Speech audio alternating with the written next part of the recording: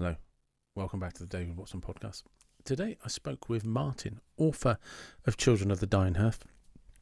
I'm not sure if this is third or fourth podcast. And yeah, we basically had a chat about everything from Donald Trump to feminism. It was great. I hope you enjoy it. Hello, welcome back again. We've already established everything that's going on and your newfound porch buddies who turned up at 3:00 in the morning. But yeah, so we agreed to get together and have a chat about what would happen. We did this after the last podcast, didn't we? About what would happen, who would win the election. And I think most people thought Trump were going to win, despite what the media and the polls were saying. But I don't think anyone saw the whitewash that was coming. Well, it's funny that you say it that way, because if you speak with anyone, I feel like that's very anti-Trump here. Mm. They're in everyone throws around the word echo chamber, Yeah. that term, but they really are. And it's this view that there's no one in the world would ever vote for him. Why would they? And it's I think a fascinating sociological thing that I think people will study this time period in the next 100 years ad nauseum. Yeah. Because it's a nation that's developing a deep rift, which is very unfortunate. But the causes of it are I would say it's easy to say simple, because I think you can put a lot of the blame at the media.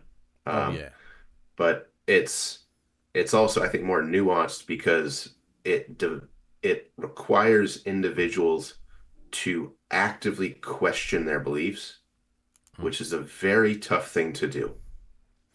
And it's something that I don't think anyone, unless you train yourself to do it, necessarily enjoy saying, I would love my worldview to come crashing down. Let's really try to poke holes in it. And that's where I said a lot of the blame, I think, rests with the media, because so much of it has skewed the image of Trump to the point where they flat out lie about him, and they will repeat lies. This is what I've become really confused in a couple of areas to do with Donald Trump.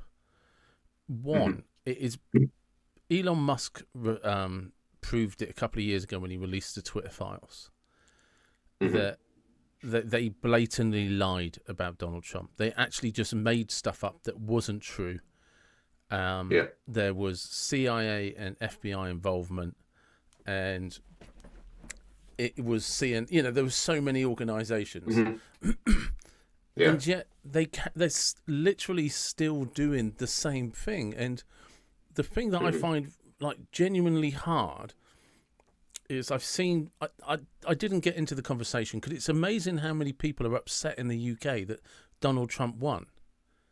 And when you're you realize you're not an American and you're in the UK. Yeah, but I don't understand why people have voted for him.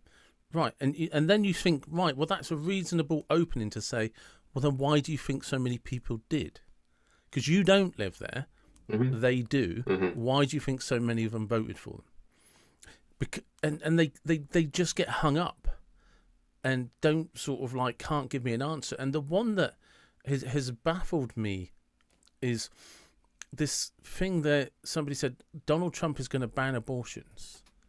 Right. And when you talk to people right, well, yeah, but it's nothing to do Wade versus Roe was done with the Supreme Court in America.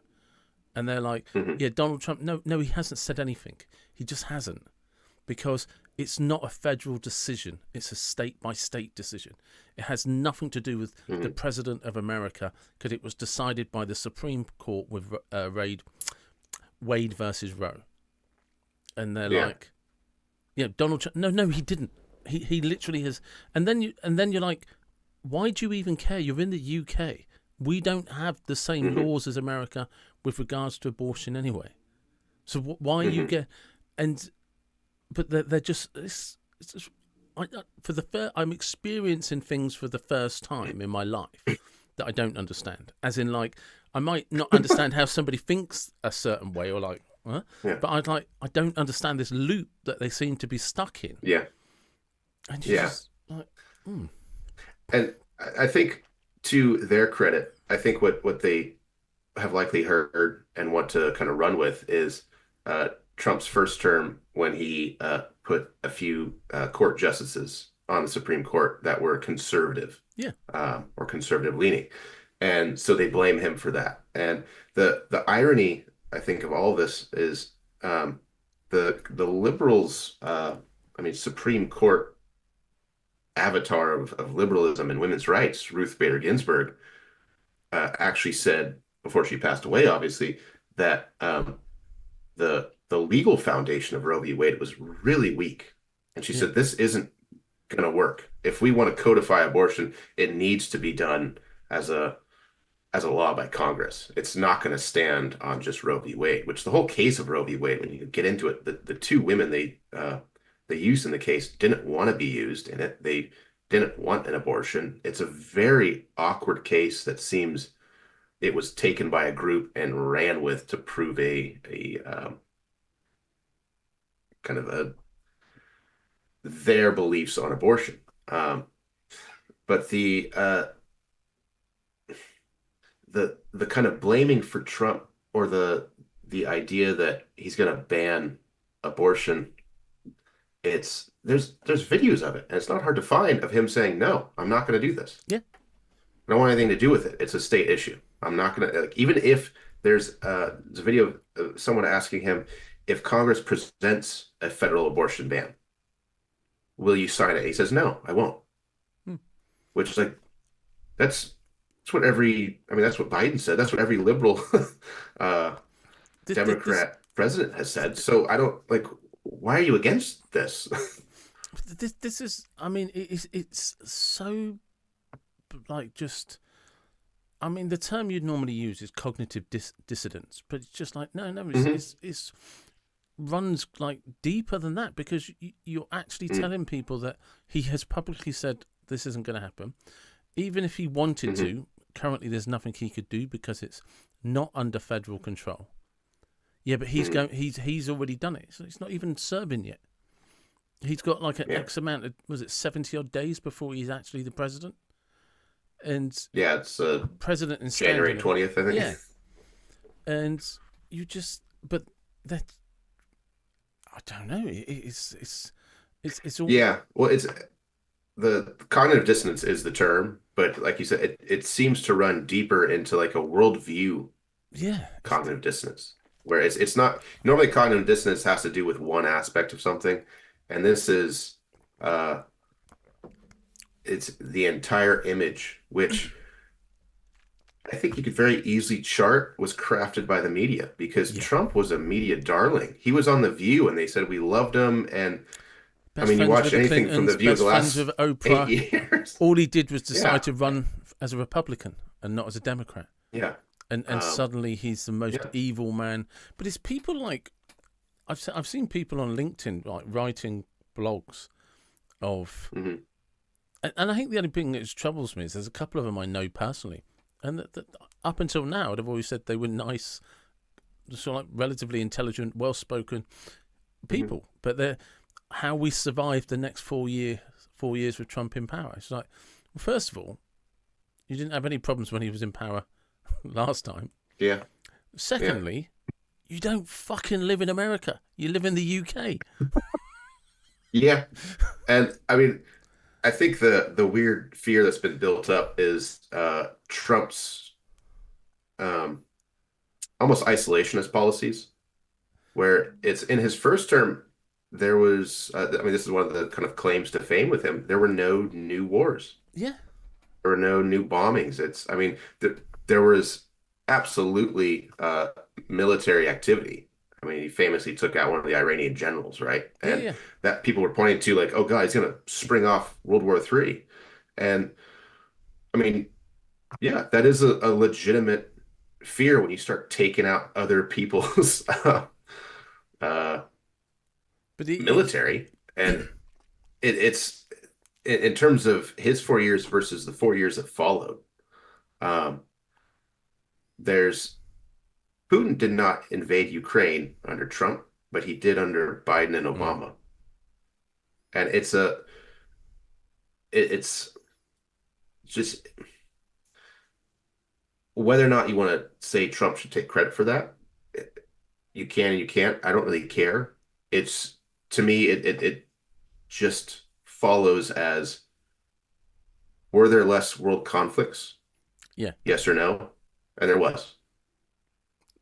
And it's if the same rings true this time, great. Mm, It likely did have something to do with him. One of the positive peace taking steps that he did was help negotiate the Abraham Accords, which yeah. started to normalize relationships between Israel and the Saudis. And I mean, you're getting a semblance of peace in the Middle East, Yeah. which is, I mean, people haven't been able to do that for the last 1400 years. But that's uh, it. And he, so in his 4 years of term, he actually got some sort of peace there. yeah, I mean, it's whether that piece is a lasting piece that will last for 1,000 years like that. Okay, that's there's It, no way to it guess didn't. that, It but didn't last a week it's past the end of his term, did it? So it's like, yeah. oh, a new I president. mean, Let's kick off, people. but I think that is telling of new president comes in and there's militant groups around the world that start saying, all right, maybe we can now push the boundaries a bit. Yeah. Uh, yeah. There's a famous clip that you can find on the internet, and there's this chap. He's ex. I don't know if he's an ex-politician or an ex-Navy SEAL or whatever, but he talks about how President Trump was in this meeting with some heads from the Middle East, and this is going to be a really bad paraphrase of what happened, but he basically is like, okay, I think it was to do with the withdrawal or something. He said if we withdraw, it's going to be a staggered withdrawal, and if a single American dies, you're dead. Hmm. And they're like, oh well. And he Yeah. went, give me the photograph, and he showed him. He said, that's your house, isn't it? Yeah. And he was like, oh. Yeah. He said, yeah, I know where you live and I know where your family live. If a Yeah. second American dies, you're all dead. We clear on that? Yeah. It's just like, all right, problem Yeah. solved. Do you know what? We're going to listen to this guy because Yeah. he's not messing about. Yeah. I remember hearing that story. And yeah, he pulls out a photograph and says, I think it was with the Taliban. And Yeah, he said, like, this is where you live.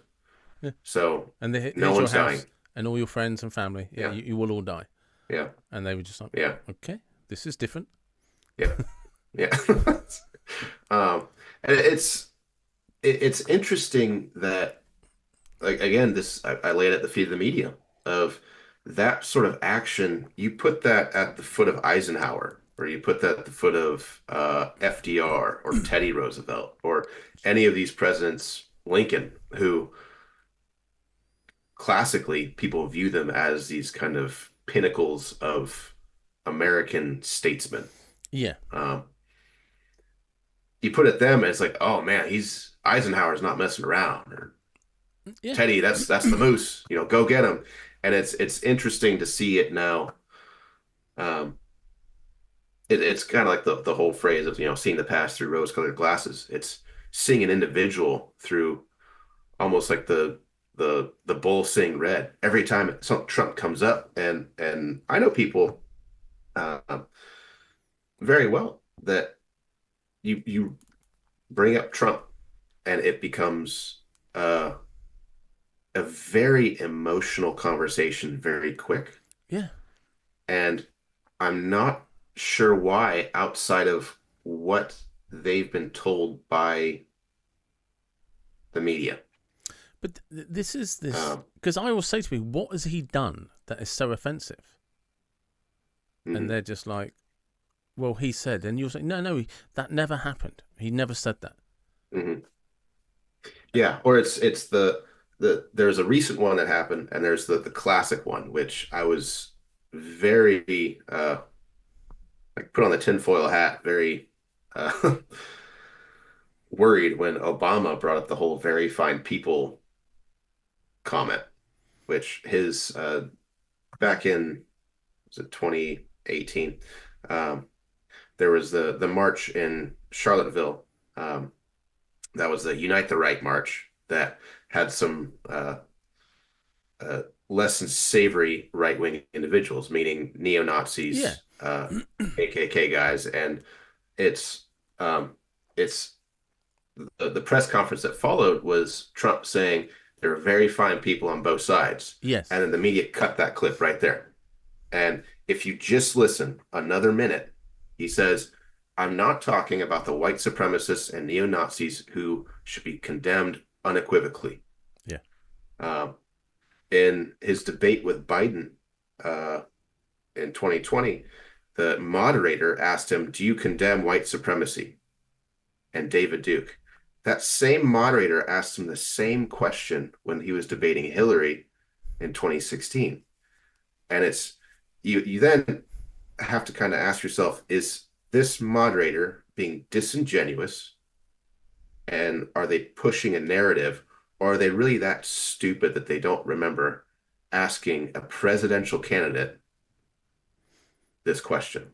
I think Um, it's a combination of, for years, TV executives, newspapers were the power. yeah. If you were the TV producer or you were the hottest, Mm-hmm. host, you were powerful, and Mm-hmm. because of that, you could do and get away with what you wanted, because there wasn't anybody to challenge you. Whereas now, because of the people like you and I, YouTube, whatever, and social media and stuff, anybody can be challenged. You can, the fact is down to things like YouTube and Facebook and all of these podcast type people, and Mm-hmm. Joe Rogan, Theo Vaughn, Mm-hmm. Patrick Davis, and people like that who said, no, you're lying. He never said that. Mm-hmm. And Yeah. the media, but they're still stuck in their bubble of, it doesn't matter that their ratings are tanking more and more every day. Mm-hmm. They're like, no, Yeah. we're untouchable. If we say something, then they'll believe us. And because you've still got Yeah. the same people still trying Mm-hmm. to do the same things. And of course, and all these independents, like podcasts and news outlets that are just, the amount, I don't know how many's in America, but there's quite a few just independent news people on YouTube in the Mm-hmm. UK now who just report the news themselves. So you don't Yeah. even have to watch the BBC. And they're slowly starting to Mm-hmm. actually build up their numbers to sort of like the hundreds of thousands. Yeah. So, and I think, you can see it with the BBC, they're struggling because they can't control the narrative, but they're still in the bubble that believes Mm-hmm. they can control the narrative. And it's like, no Mm-hmm. one's like, well, 2 and 2 is still 4, isn't it? And they're like, yeah. And it's like, yeah, but you're trying to make it 6. But there's too many Yeah. people that can add up now. And they don't need Mm-hmm. your calculators. And it's just like, oh, Yeah. Yeah, and I think there's a bit of a telling aspect to this as well. When uh much of the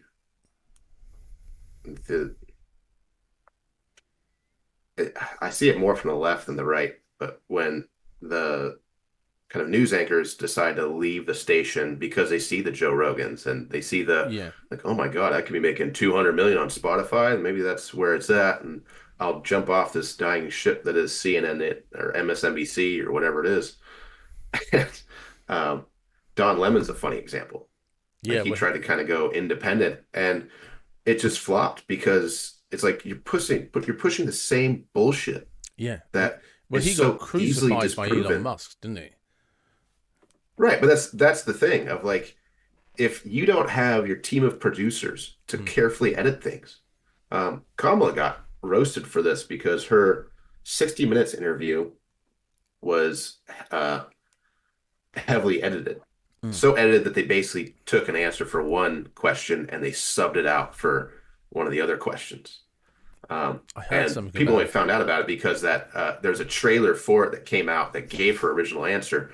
And then when it didn't line up with the actual, they said, what actually happened? And it was because it was edited. Um, And it's one of the reasons that I think a lot of people said, yeah, she's not going to win it because there's nothing there with her. Mm. She can't do a 3 hour podcast with someone because her, I mean, Elon, I think summarized it pretty well, is she is a puppet. Yeah. She is essentially the person that will go out and say, what do you want me to say? Okay, I'll just say that over and over and over and over. Um, Several of her speeches do that, and it's terrible to listen to, but it's it it's one of those things where I think once you start to see it, it's if I You mean, can't there's people unsee that it, talk can about you? the Matrix. Yeah. It's yeah, you can't unsee that. Like, wait a minute. So the media is telling me that this is a firefight in Syria, but it's actually a gun range in Tennessee, Yeah. which is what happened. I think it was MSNBC showed that. It's like, what level of dishonesty do you have to do this? And so I think if you're adequately aware of that and you have a certain level of self-awareness, you're going to start to say, this is such a stupid little lie. Mm. What else are they lying about? And that's when it can open the doors to, all right, well, did he say there's very fine people? Is it they're not bringing their finance, it's rapists and murderers? Like, oh, he's talking about MS-13. That's who he was talking about. Um, the very fine people. He's not considering the Nazis and the white supremacists, which this is the the media's kind of slanting and slandering of his image is then coupled by the omission of facts that don't then fit that narrative, which one of the, I think, very telling facts is Trump supporters got labeled as white supremacists for the Yeah. last 8, 9, 10 years, ever since he started his run in like 2015. Um, and in the 2020 election, David Duke, who's the leader of the Ku Klux Klan, endorsed Biden. Um, in this last election, three very prominent white supremacists, one's David Duke, the other two are Nick Fuentes, and the other one's Richard Spencer. These are white supremacist neo-Nazi guys that they actively campaigned against Trump and for Kamala. And it's if Trump is this avatar of white supremacy, why are the three major mouthpieces Yeah. Yeah. going against him? That doesn't make any sense. So make it make sense. And the kind of lies by omission, then it then is nice because it falls to kind of the citizen journalists, the Andy Yeah. Knows or the Tim Pools or the Joe Rogans or these individuals who absolutely have their leanings and their bias, but at the same time they don't have the production apparatus of these major companies that could take a clip, edit it down, work around things, edit something else in there, and now we have angry image of Trump Frankensteining a phrase that says white supremacists are my best friends. It's like he never said that at all. No. And it's strange, isn't it? Because when he had the shooting, and there was all the videos, Mm-hmm. all those videos where Yeah, the shoot was on the roof. People were saying, "Hey, there's a shoot on the roof. There is a guy with a yeah, rifle on the roof," and nobody yeah, did anything. Even yeah, even people that didn't like Trump were like, "Hang on a second, that yeah. that's clear video footage," and the news, Mm-hmm. certain news channels didn't make a big deal about it. They're Yeah, just like, "Oh, it's some nutter," and even tried to say it was because yeah, he was a terrible shot. And you just like, and every hunter out there or anyone that's ever been down a gun yeah, range only go like, yeah, no, Trump was lucky. You know, yeah, it's just like that only yeah. hit his ear because he happened to move his head. And somebody even tried to say it Mm-hmm. was choreographed by Trump's team, and like all the gun experts, Yeah, like, you were the dumbest people out there. You couldn't yeah, choreograph that. It's yeah, impossible. And yeah, they tried so many, like some of the bullshit excuses I heard as to why the Secret Service didn't, like, one of them, they didn't see the guy because there was a tree in the way. Right. And it's just like, Yeah. but the crowd was shouting, there's a gunman on the roof. A sheriff Yeah. has even said, I got up on the ladder and he pointed the rifle at me and Yeah. I ducked and informed everybody Yeah. 15 Yeah. minutes before the shot went off, and you didn't respond. It's just like, but you're Yeah. saying there was nothing we could do. We weren't made aware. You know, these guys are it's just like, no, you're Well, setting this guy up. yeah, I think I think that kind of episode of our recent history highlights Trump was not wrong about there is a deep state Yeah. apparatus. It's the unelected bureaucrats who are heads of the three-letter agencies, CIA, FBI, NSA, et cetera, that if there's a good breakdown of that day by Jack Posobiec. He went on Tucker Carlson and talked about it, but he has stuff on his own that talks about it as well. That there was a breakdown at every single level that statistically, this isn't a screw up. This is willful negligence with the aim for something bad to happen. Not having a perimeter that's 100 yards, something like that. Like that's a short shot. That is an easy shot to take. There was no communication between the Secret Service detail and the local police in the run up to the rally. The um, the what you mentioned of the one sheriff looking up and like, oh God, this guy's got a gun, and he's pointing it and he falls off and like radios it in.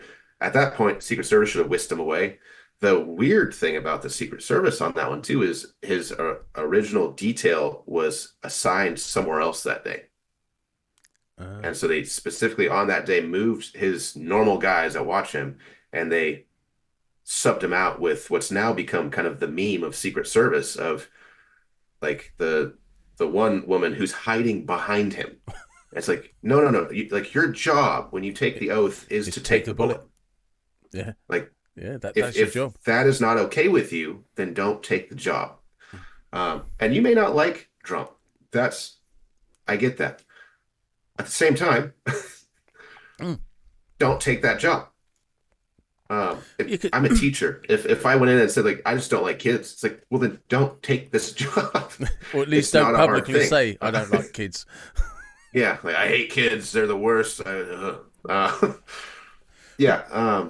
But it is. I've seen a Senate committee discussing it with the head of whoever was in charge of detail, and he was like, I want to know why Jill Biden was at an enclosed meeting that day and had 12 Secret Service protecting her because you're in charge of the detail. And I said, but you've got the running president, the guy running against the president, the former president, who was in an outside area and was only assigned, I think, 2 or 3. But somebody who was in an area that was an enclosed area where you had control over entry and exit, and who was there, everybody that could attend was invitation only, blah, blah, blah, had 12. Yeah. And in the same state, had 12, but you assigned Donald Trump 3 in an open area where anybody, and he's like, but you're trying to tell me that this, and she just did not have an answer. Yeah. And that's my fear, which is kind of what happened, is they blasted the Secret Service director, and then she said, all right, I'll resign. And then they just kind of left it.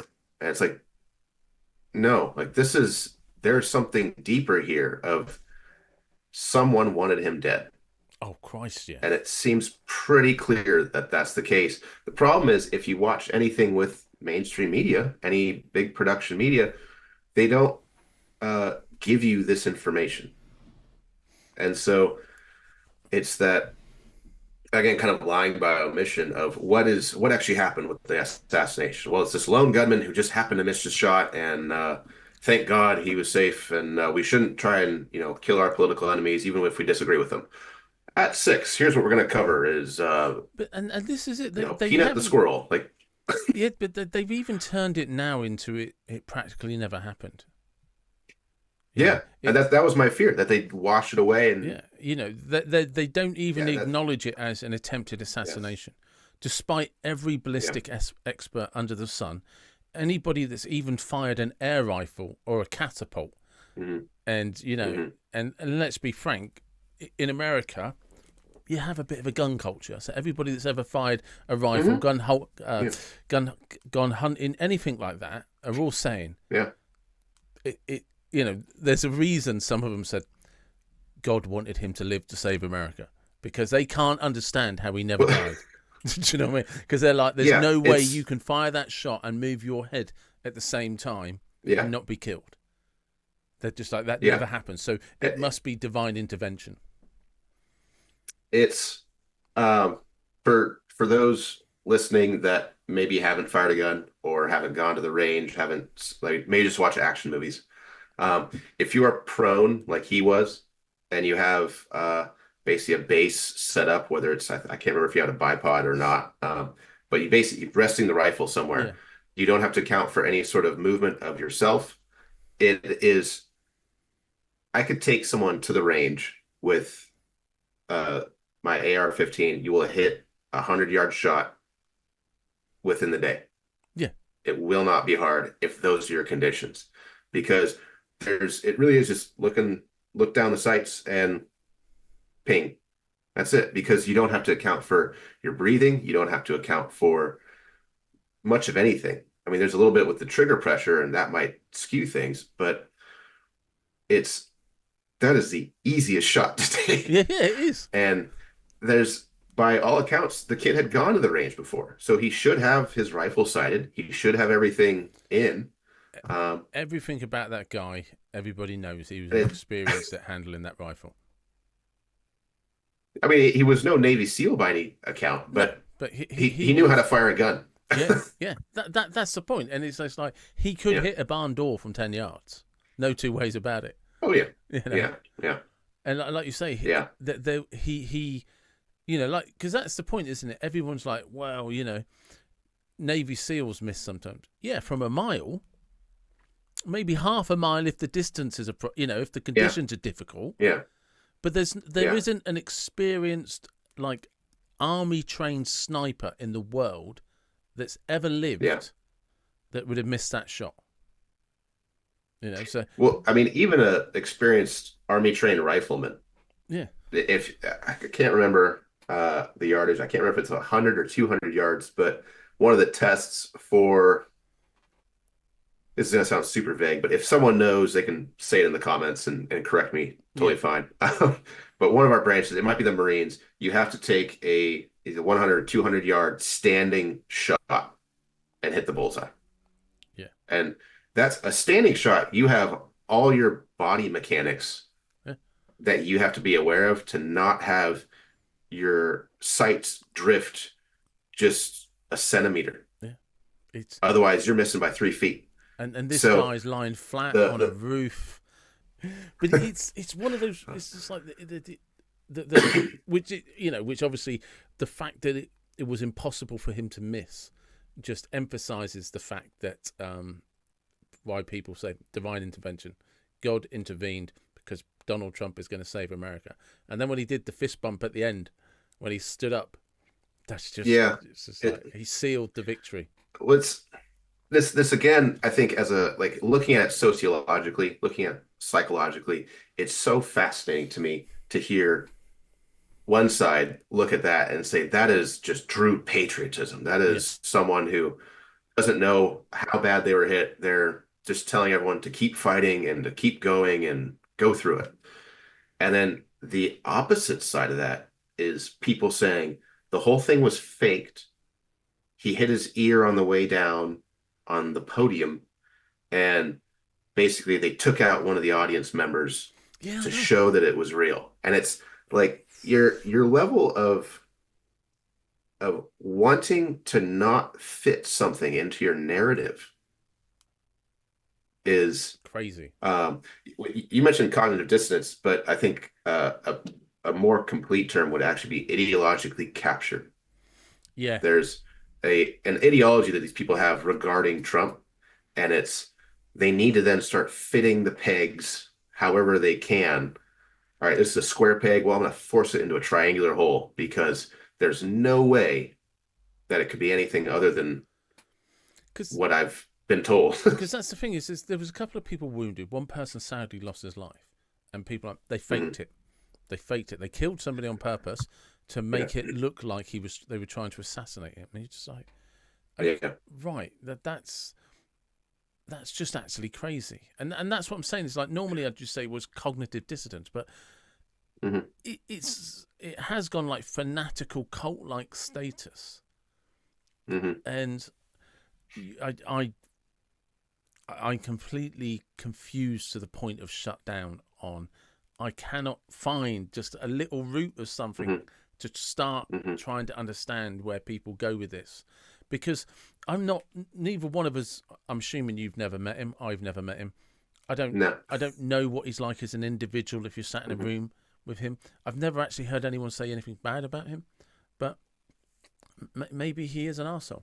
But he certainly isn't the tyrant that he's been made out to be. And I hmm find it interesting as well because I think one of the things that I sometimes question, because I mean, you and I obviously believe it was set up by the other side, um, but it's just like because of the whole JFK thing, where nobody hmm in America believes Lee Harvey Oswald killed JFK. It's like no, he was Or at killed by least acted alone. Yeah. yeah. No one in America Yeah. in the world, you know, believes that the official story to the point that when they were supposed to release the files, the White House were like, "No, we can't release them because some of the people involved are still alive." It's just like, right, Yeah. so he was killed by the Yeah. government. He was killed by an official Yeah. organization. Yeah. Um, Yeah. so it's not like respectfully, America has a bit of history of taking out leaders they don't like. It's like, Yeah. and you could just see somebody that's sitting in a room. I've got a good idea. Why don't we just take him out? We've done it before. hmm And even Yeah. with the whole And impeachment trial, and it was the Supreme Court that intervened and said he's not going to jail. He hasn't done anything wrong. yeah. Well, I mean the recent trial with his was it 30 some counts Yeah, for defrauding there's one bit with defrauding based on his assessment of his properties, yeah. which the people he supposedly defrauded, Deutsche Bank, testified on his behalf. They said we And they knew it was testified worth. at Yeah, it's worth 200 million, yeah, and he they valued it at 30 million. yeah, yeah, like we don't care. They said in the court case that he could have valued it at anything he wanted to because we would have given him the loan because he's taken a similar loan like 20 some times and he's paid it back on time or earlier every single time. Yeah, So we don't really care what he valued it at. And the appeals court, by the end of it, um, the lawyers that were arguing basically against Trump and this whole thing were saying, you know, there's no reason to disbar us for trying to bring a case forward just because like this is how cases set precedent. So we're trying to do something new because the appellate judges were saying like this has never been done before. yeah, The defense has the person that they're defrauding testifying on their behalf. Like who's actually been defrauded here? There's no this doesn't make any sense. yeah. Um, And the weird thing is uh, about the property is he undervalued it, not overvalued it. yeah, Because Deutsche Bank said like, yeah, he valued it at $20 million or something. It's actually worth about 200 yeah, million. So yeah, it's just like we're not worried, we're not bothered. yeah.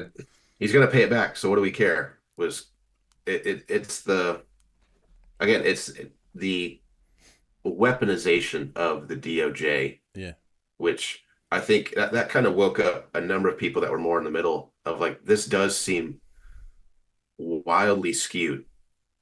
Um, Another example, going back to the first assassination attempt, because there were two. yeah, um, the first one, um, the the media personalities that are saying he faked the whole thing, and whether or not that one person died, it again, the whole thing was fake. Alex Jones, who they will like to just absolutely go against, was just ruled in court of basically losing his company for saying, I think this other shooting was fake. And then he went back and said, you know what, actually, it's not. But because he aired that, they seized his assets. And so the kind of weaponization of the legal system, it's it's very clear when you start putting the different pieces together. It's like it's clearly rules for thee, but not for me. Yeah. And one set of rules are being applied very strictly, or sometimes even rules are being changed to do it. Um, the one statute of limitations was brought up for the one uh, supposed rape case, Yeah. which everything about her testimony was uh, one. It was the plot of a either short story or a book. Oddly enough, it's kind of like Basic Instinct Yeah. in that sense of the rape story was some department store thing that happened where he pushed her into the changing room and assaulted her. And it's like, that's the same exact thing that happened in this story that I can't remember if she wrote or not. Um, Mm. can't remember anything else about the day. Can't remember what she's wearing. What they changed the when they could actually bring the case forward, just so they could bring the case forward. That's Which, weird. if you're starting to change rules so you can just go after someone, that should hopefully create some light bulbs of just asking why. Yeah. That's it. Um, Because it is really, really, it's been bizarre, and it'll be interesting because something I found again. Like we had this with Brexit, to be fair, not quite as not. I suppose it was just as bad in the sense of Brexit in terms of numbers. There was only about 1 million difference, so you could say it was 50-50. But mhm. when you looked at it Yeah. demographically across the country, it was Hmm. more like 70-30. And then Mm. we had so many, like, we had ended up having Cameron stood down, Theresa May got voted in, she had to stand down, so uh, Boris Johnson got voted in, Hmm. and he won one of the biggest conservative landslides, I think, in history, because he just, it didn't matter what, he would be on Newsnight, what didn't matter what it is, debating, what are you going to do about criminals? I'm going to deliver Brexit. Yeah, we know you're going to do Brexit, but we really wanted to talk about the nurses and the pay rises. Yeah, I'm going to deliver Brexit. And it didn't matter what question they asked him. He just said, he literally Yeah. just like, you could Yeah. literally say, good morning, Boris Johnson. We're just Yeah. about to start. Yes, I am going to deliver Yeah. Brexit. And these are the terms we're Yeah. going to do Brexit on. And I'm going to deliver Brexit for the people. And they're like, we haven't even fucking Yeah. started yet. Boris, shut up. Do you know what I mean? But it didn't matter what Yeah. question he got asked. He Yeah. just started on about, this is what I'm going to do for Yeah. Brexit. And he Yeah. won that election by a landslide, like a huge majority. And even after all of that, people then, the media, the usual left wing, the Remainers and whatever, try to turn it into left versus right. They're all racist. And you're just like, he has won in immigrant areas. They want Brexit as Hmm. well. It just, Yeah. it doesn't matter how you break this down. This is not a white Hmm. person thing. This Hmm. is a country that's sick and tired of Hmm. elitism in the European Union, effectively. Hmm. And they actually just don't want Brexit. So they just don't want to be part of the European Union. Hmm. And the efforts they went to try and break down how people who voted to leave and voted for Hmm. Boris Johnson didn't understand what they were voting for. And you're just Hmm. like, have you ever thought they're just unhappy? Hmm. And every time they vote for what you say you're going to do, we end up unhappier and poorer. And Hmm. so we're like, do you know what? Screw you. We're just going to do something different and see where the dice roll. Hmm. And I seen a Hmm. clip. It was actually on Joe Rogan, and they just showed the demographic of Republican versus Democratic states. Hmm. And Hmm. pretty much Republicans won every single state, but lost a few cities. Yeah, And and that's the sad thing I think about the US elections. Like you can break down our map yeah, 10 different ways. And um it's one of the things that the it's usually the left because they usually will win the popular vote. They won it the last 4 or 5 elections, yeah. something like that. Didn't win it this Um, time either. but they didn't win it this time. Yeah, And so that was kind of a first, which in the past, that's what their kind of go-to claim was. This happened in 2016 when Trump won the Electoral College, mm, but he didn't win the popular vote. And they said, well, he's trampling on democracy and he's this we really should get rid of the Electoral College. It's like, because you lost? yeah, Like, because that's if that's your basis for making policy, that is the authoritarian. That is the yeah. tyranny of it. Of it's my way, or we change it so it's my way. Mm. That is, Well, I mean, because that's tyranny right well, there. it is because somebody said this. They said like, surely the example of tyranny is when you try to imprison your political opposition, and if that doesn't hmm work, you try to shoot them. hmm Is that is tyranny right there? hmm You that whenever you have a strong political opposition, you either hmm imprison them or assassinate them. And Yeah. how Trump survived, like Well, everything. yeah, I think the cognitive dissonance on that uh, kind of element of it to me is really fascinating. It's also really depressing too because it's a very uh,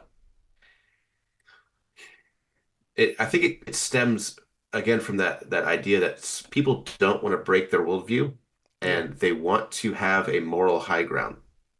And so there's this idea that my side or my belief is the side of good. yeah, And therefore, my side can't be the one that's weaponizing the DOJ or trying to assassinate people. Like, no, no, no, that can't be happening. Uh, which I found it then very darkly humorous that for the last 8 years they've been saying Trump's going to be going after his political rivals to imprison them and to kill them. It's like all the like there's January 6th individuals who yeah, their only crime was walking through the Capitol. yeah, And there's numerous videos of police, Capitol Police, letting them in, opening the barriers and saying, come on this way. There's magnetic doors that enter the Capitol that cannot be opened without someone from the inside in security basically unlocking them. And there's video of them being unlocked so people can come through.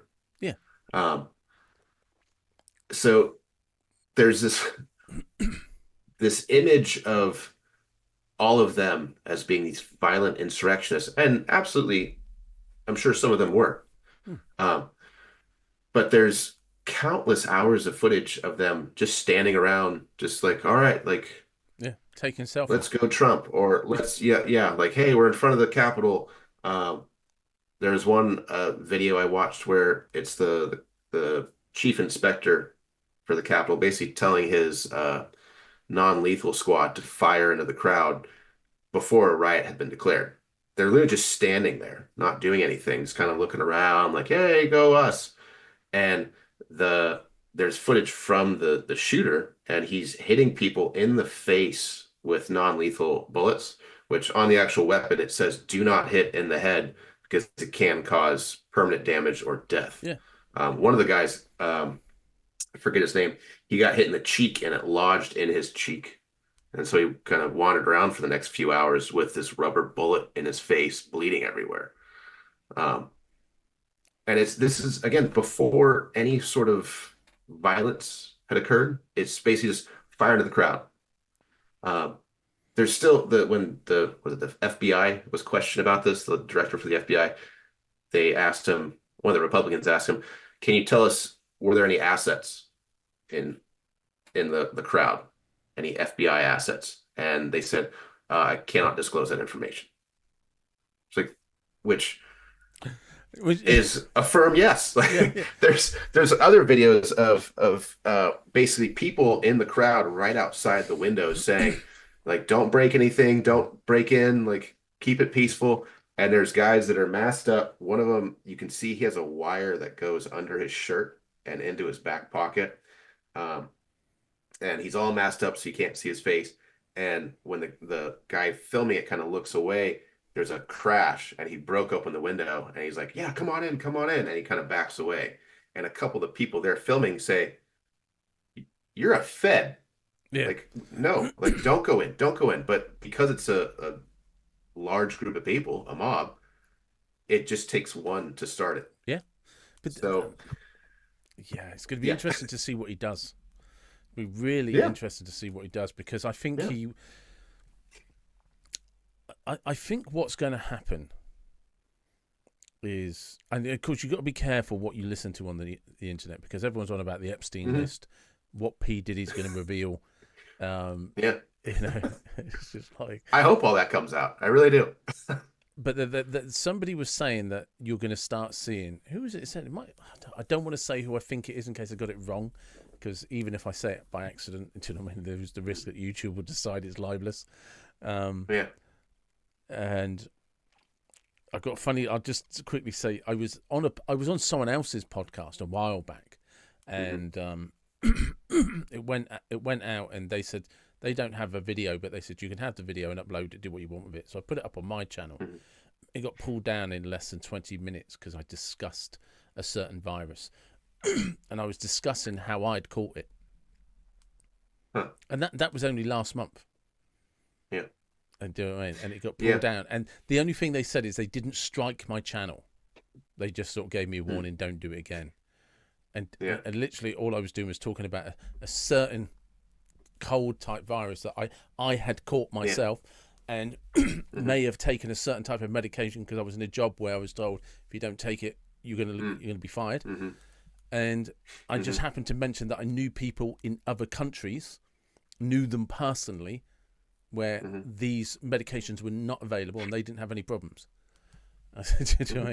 but yeah, Yeah. and yeah, I got struck on my channel. Well, nearly got struck, but they deleted the video within 20 minutes. Hmm. And I wouldn't mind. You could have just cut Yeah. out a 3 minute segment and left the other hour Yeah. and a half in there. Yeah. Um, so So they said in your like notification that this is why, or yeah, was because I it appealed it, just and well, they give you the okay? timestamp. They give you the timestamp, and I appealed it, and the appeal was Oh. turned down because I Hmm. just like I'm talking. I'm not. There was Yeah. even a point where we actually made a point of saying we're not questioning or anything like that. Hmm. Yeah. It's make your own mind up sort of thing. But this is my own personal Yeah. experience. Hmm. So yeah, I've got to be very careful. You've got to be very careful what you're saying. But Yeah. there was somebody saying that they reckoned that there's going to be a high amount of people taking their own lives because they said Yeah. because Trump will start releasing files on people. They said they Yeah. don't think he's going to go after people, as in like prosecute Yeah. or anything like that. But he's Yeah. going to be like, okay, you guys come after me. Well, Yeah. two of us can play at that game, but I'll do it officially. Yeah. And I mean the stuff coming out with P. Diddy, I mean the again the Epstein list, both of those, it's the crimes that are being claimed and the crimes that are discussed about those two Mm, individuals and what happened. Um, it's it's interesting to me that the P. Diddy list is getting a little bit more traction, whereas the when Ghislaine Maxwell was tried as being kind of the accomplice and mm, facilitator and et cetera, whatever happened with her. I mean, that's kind of like the point. Whatever happened with her, it's she's the first person in history to be kind of brought before Congress of or before courts saying you prostituted, pimped out, sold underage girls to clients. We're not going to try the clients. yeah, Like, so we're not trying pedophiles now. yeah, Like, why not? And it's again, it's a simple just why? Why not? Like, it's a game that any 3-year-old will play to the parents' uh, absolute demise of well, this just is ask that question and you're good. and you'll find so much of what's being told is skewed or just a flat out lie. It is. It's going to be come. Yeah, I'm literally waiting. I'm just waiting because it's just like Yeah. because there's a Getting thing your about bucket of popcorn and getting yeah, ready. yeah. Do you know what I mean? Yeah. If I was worried about starting smoking again, I'd get out the cigars. You know, it was like this is going to be a good show. Yeah. You know, and just pour This myself this some this season vodka. of America. Oh, Yeah. it just well, we've got it in the UK because um, we had one recently where a guy was put in prison for a social media post. Mm. And again, I've got to be careful because Parliament have actually come out and Yeah. said you're not allowed to talk about the case because Hmm. the chap that sadly stabbed some young children, the Hmm. the police denied, and so did the government denied what his identity was, and it turns out he is of a different religion, and so I Hmm. tread very carefully around that subject. Yeah. But it come to the point that the Speaker of the House in Parliament said because it was questioned by some MPs. So you're not allowed to talk Hmm. about this in case you jeopardise the case because he's not gone to court yet. And they're like, but you stood up in Parliament and said that these were right wing fascists who had seized that and Yeah. made up lies about this man's identity. You and the Yeah. police said this, and it turns out they were telling the truth. And you Yeah. even put people in prison for it, and they were telling Yeah. the truth. And Parliament, like, yeah, you're Yeah. not allowed That to talk about it now. the God was is one of the royal family. The guy that moved here or to Oh, Canada. Harry. Yeah. He said something a couple years ago about the the Americans and their First Amendment. Really, it's not a good thing. And it's this is what happens though if you don't have the freedom to say what you Yeah, want, even if it's wrong. Because yeah, if it's wrong, it will get corrected. People will there's always going to be the village idiot on the corner shouting about the Jews are lizard people. And it's yeah, like, yeah, all right, not so. Like, let's yeah, if you want to debate this, we can debate it, and I can show how yeah. in the sauce you are. Um, but it's if you don't have that ability, you're gonna have what's happening a lot in the UK. I mean, what I read about it is similar sort of things where even if someone wants to protest, Mm. if it's you're marching through the street because it's like, hey, there's uh, a lot of sexual violence Yep. happening towards um, underage girls. Yeah. Sexual violence towards any girls, really, but underage girls are being targeted, Mm. and it's of a certain demographic that's doing this, and this isn't okay. So we No. want to march and show our kind of frustration with it. And then for an MP to say these are right-wing fascist neo-Nazis, we're ending it there. You cannot counter me, or else you'll go to prison. That is the by definition Tyranny. a tyrannical Yeah. government. Um, there's a couple good quotes that if I'm curious if YouTube will let you keep this part um, from from Jefferson. Here we go. That yeah, um, but it's is it the tree of liberty must be watered with the blood of tyrants? Yeah.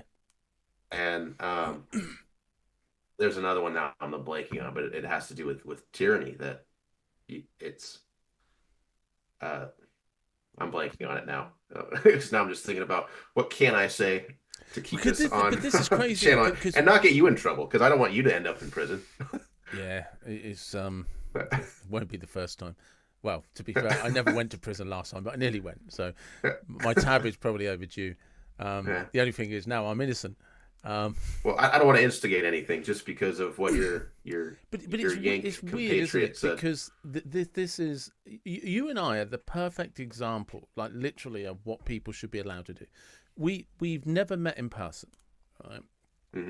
We did a podcast last year, because you're an author of Children of the Dying Hearth, and it's a Hmm. trilogy series. Am I right? Is it a trilogy series? So the second one I just sent to there's an issue with one of my editors, so it's being delayed a little bit. Yeah. But the second one, is And it's in the set background as we're this talking. The weekend. first one, I can see it on the Yeah, shelf. so it's right over here. Yeah, There it is. I conveniently placed.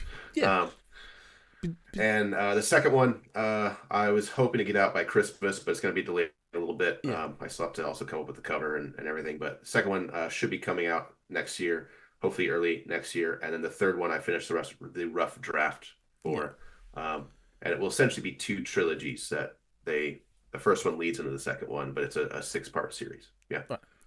So and you and I basically from that one podcast just kind of connected on let's just have some good conversations. Mhm.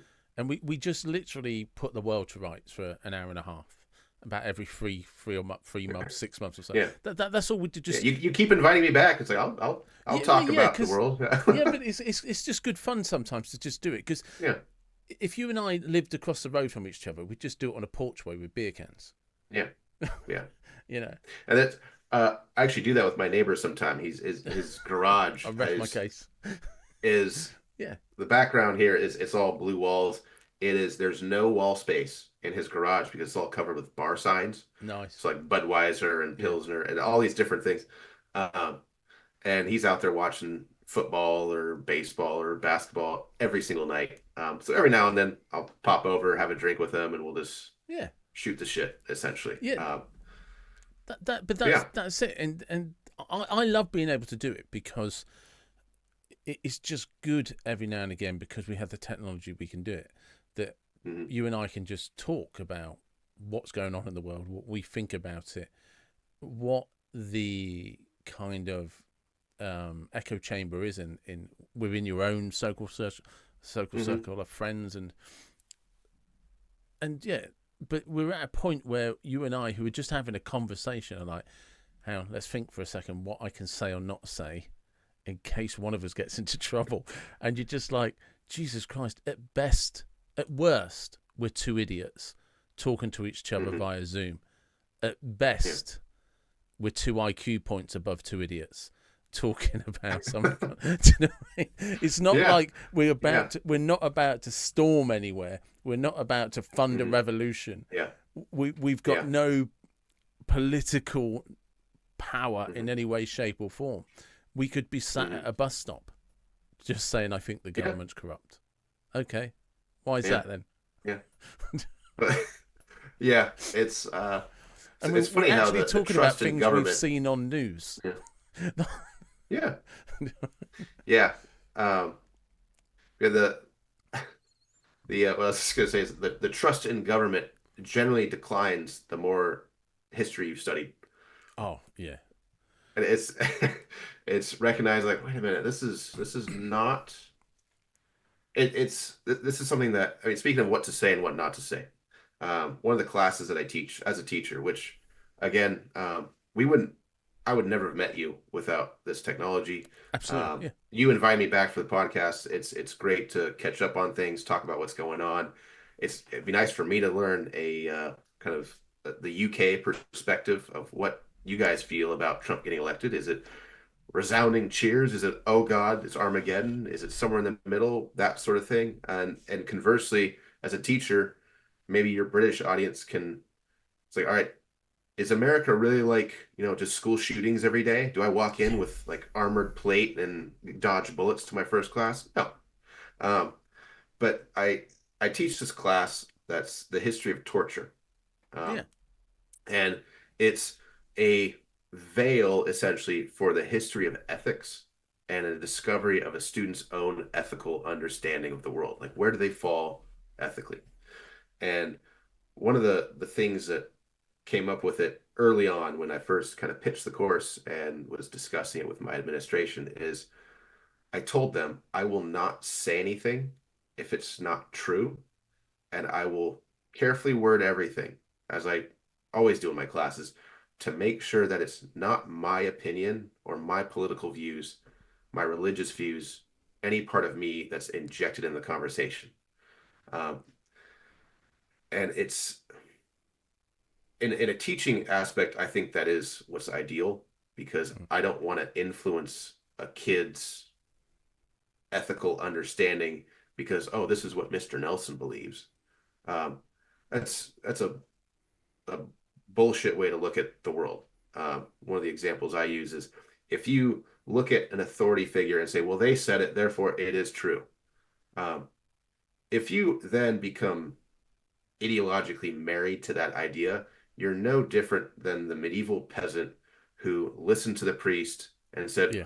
"Okay, burn the witch because that's true. Like let's go do that." Mm. Um, and you have the same brain as that medieval peasant. We haven't changed. So within you is that capacity. And I think that's actually one of the fun parts of that course is exploring the capacity within every individual to not just be Gandhi or um, FDR or Kennedy or some Martin Luther King Jr., you also have the capacity to be Pol Pot, to be Adolf Hitler, to be Mao Zedong, to be Joseph Stalin. Yeah, It's within all of us. I haven't had a chance to read it yet, but I have finally got the book Ordinary Men. I don't know if you've heard of that book. Ooh, yeah. Oh, Yeah, yeah. Yeah. I recommend that to that ethics class at the end, saying if yeah, you like the course, read this and you'll realize how close you are yeah. to being a Nazi. I've heard lots about it. I haven't read it yet. I know Hmm. briefly kind of what it's about, as in Hmm. basically they are literally ordinary men, and I think Hmm. by the end of the book they've shot pregnant women in the field or something. Hmm. And Yeah. I've always long said to people, don't be surprised what you will do because you're worried about what somebody will do to you. Hmm. And there's this thing, it's kind of the reverse treatment for phobia.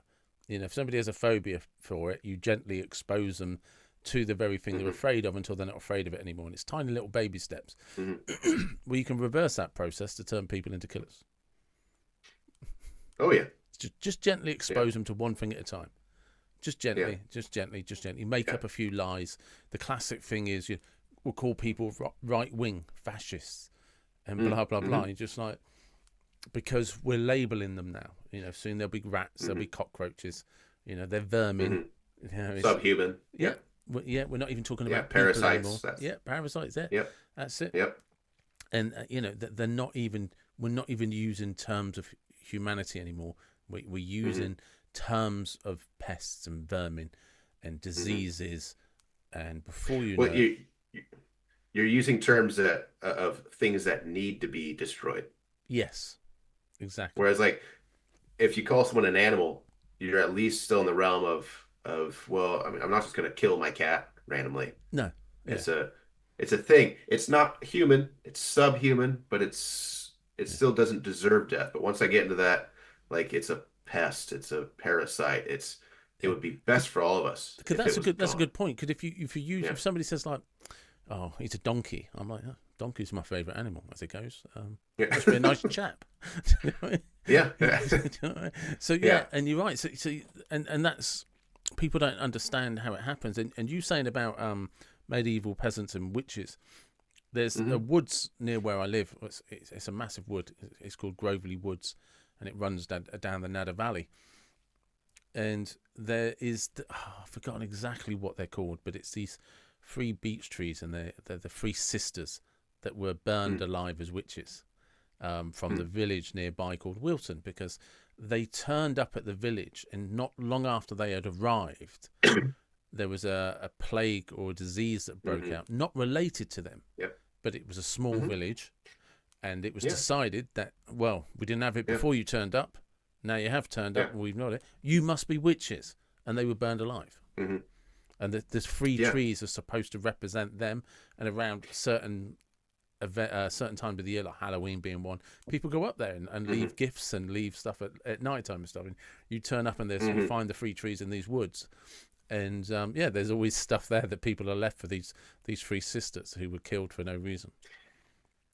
It. I'm just looking at one thing real quick because there's the one of the things that we're talking about is the idea of tolerance, Yeah. and it's it's necessary, and this is the the kind of weird thing that people have to wrap their heads around. Um, And it's something that we get into in that class that I teach of how do you get from A to B, where A is we're a cohesive society where I see you, cool, hi, how you doing? I buy something from your shop and I leave. To I would happily watch you burn on the stake and cheer it on. Like, Yeah. how do you get as a society from there to there? And there's all these steps that the students basically come up with. Within those is otherizing and then dehumanizing. Once you can get it legalized, then the ball really starts rolling. Um, but one of these weird um, kind of things that a society still needs is they cannot have total tolerance. And it's Karl Popper, that's his name. Um, he came up with this idea called the paradox of tolerance, where if a society is 100% tolerant, they will allow those things which will destroy them.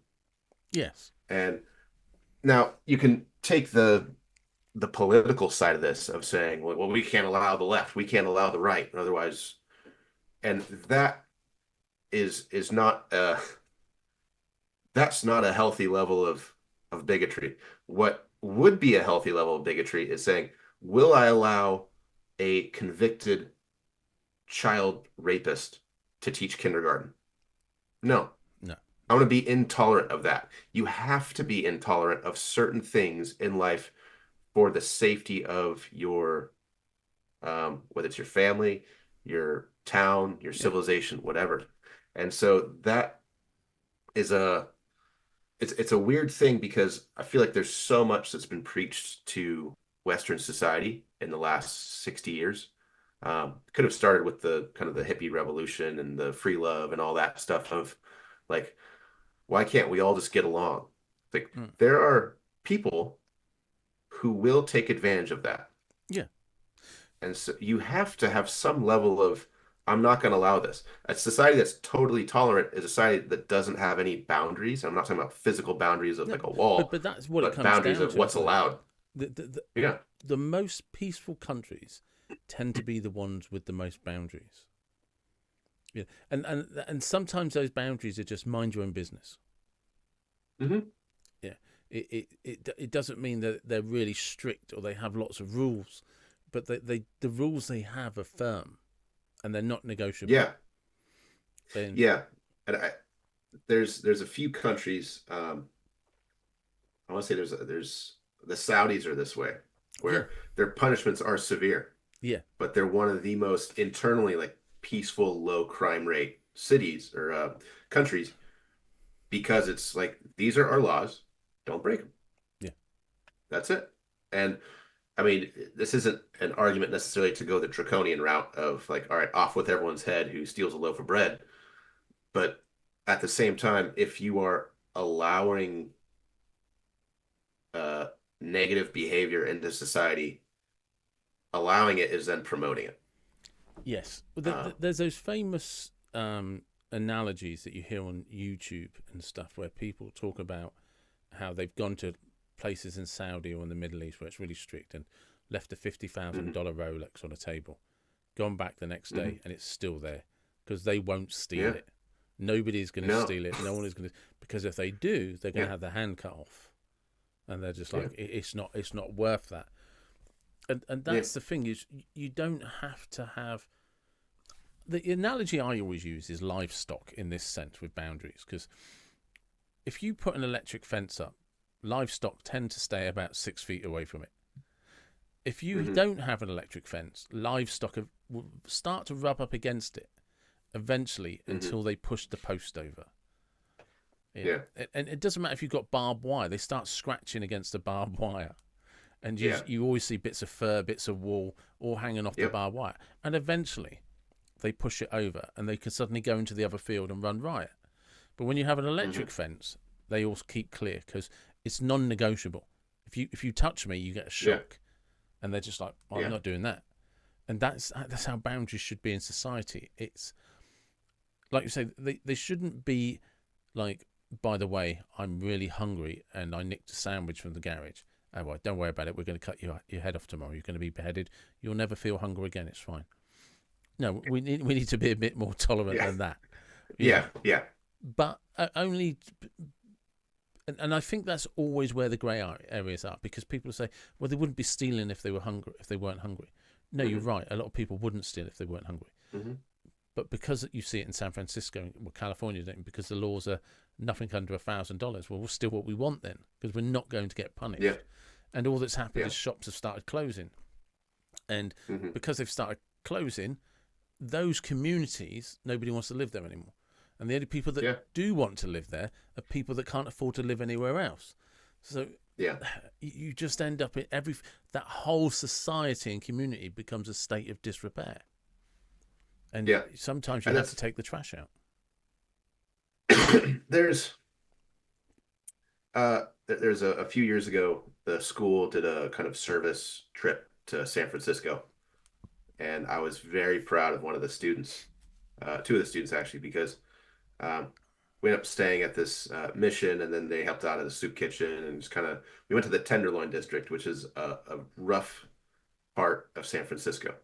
Um, that basically the mission directors were they're talking to the kids and saying, these homeless people, a lot of them are addicts. They don't have anywhere to go, so we try to help them out. And what we need is more money to help them out. We need more space to help them out. And the terrible mayor of San Francisco a few years ago, every couple of years they'll do these sweeps where they'll take all the homeless and they'll move them out of the city, but they don't have anywhere to go. And these poor individuals. And after spending a day in the Tenderloin and actually walking around and seeing, yeah, there is a lot of drug addiction and poverty of guys just shooting up on the side of the road. There was a guy sitting in the doorway to a shop who had just totally pissed himself. And he was, I would 60% of the way say he's ODing Yeah. at that moment. Sitting there really slumped over. There's needles around. I mean, you really have to watch where you're stepping when you're there. Um, and these two students, after walking around and seeing all this, they said, "Yeah, their plight is a sympathetic one, but at the same time, that owner of the shop, no one's going to go in that shop because there's a junkie outside who's shooting up, barking at people, or pissing on himself. Yeah. So now they're not going to be able to pay their lease. Their business goes out. They can't pay their mortgage. Yeah. What happens to them? You're just recycling and creating more poverty Yeah. by allowing, We don't want to hurt somebody's feelings. yeah. And there's a thing I saw years ago about this that generally this a U.S. Study. I can't speak for other nations or anything, but it was a U.S. study that basically said it was somewhere in the 90 percentile that homeless individuals will use any money given for an addiction. Yeah.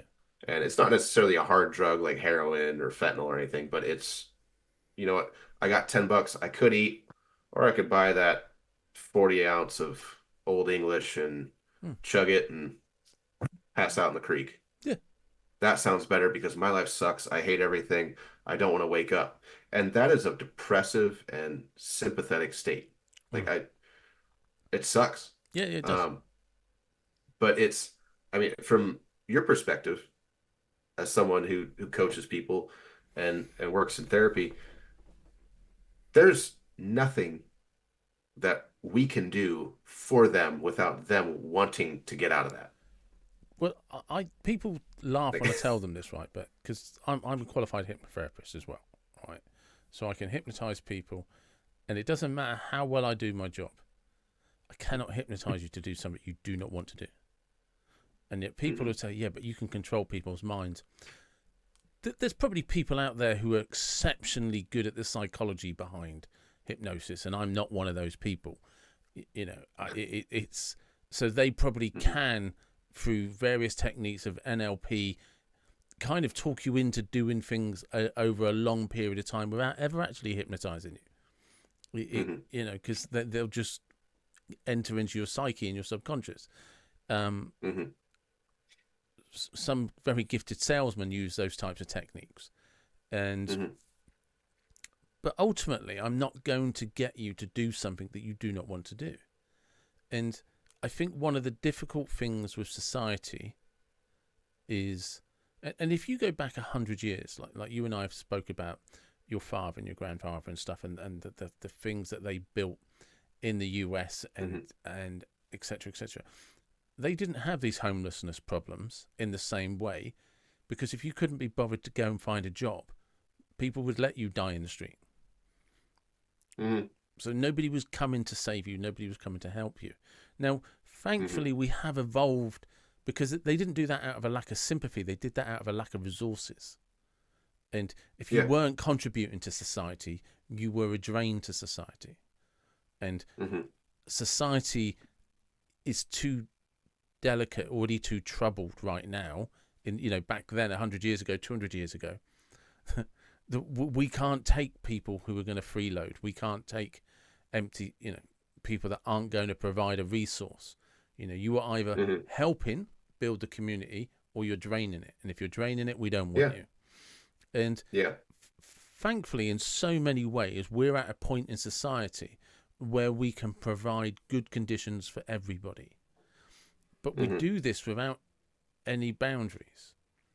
And one of the things, and it's massively open for debate, I know, but it's that 1%, isn't it? You can have 100 people in a room, one of them's going to be a dickhead.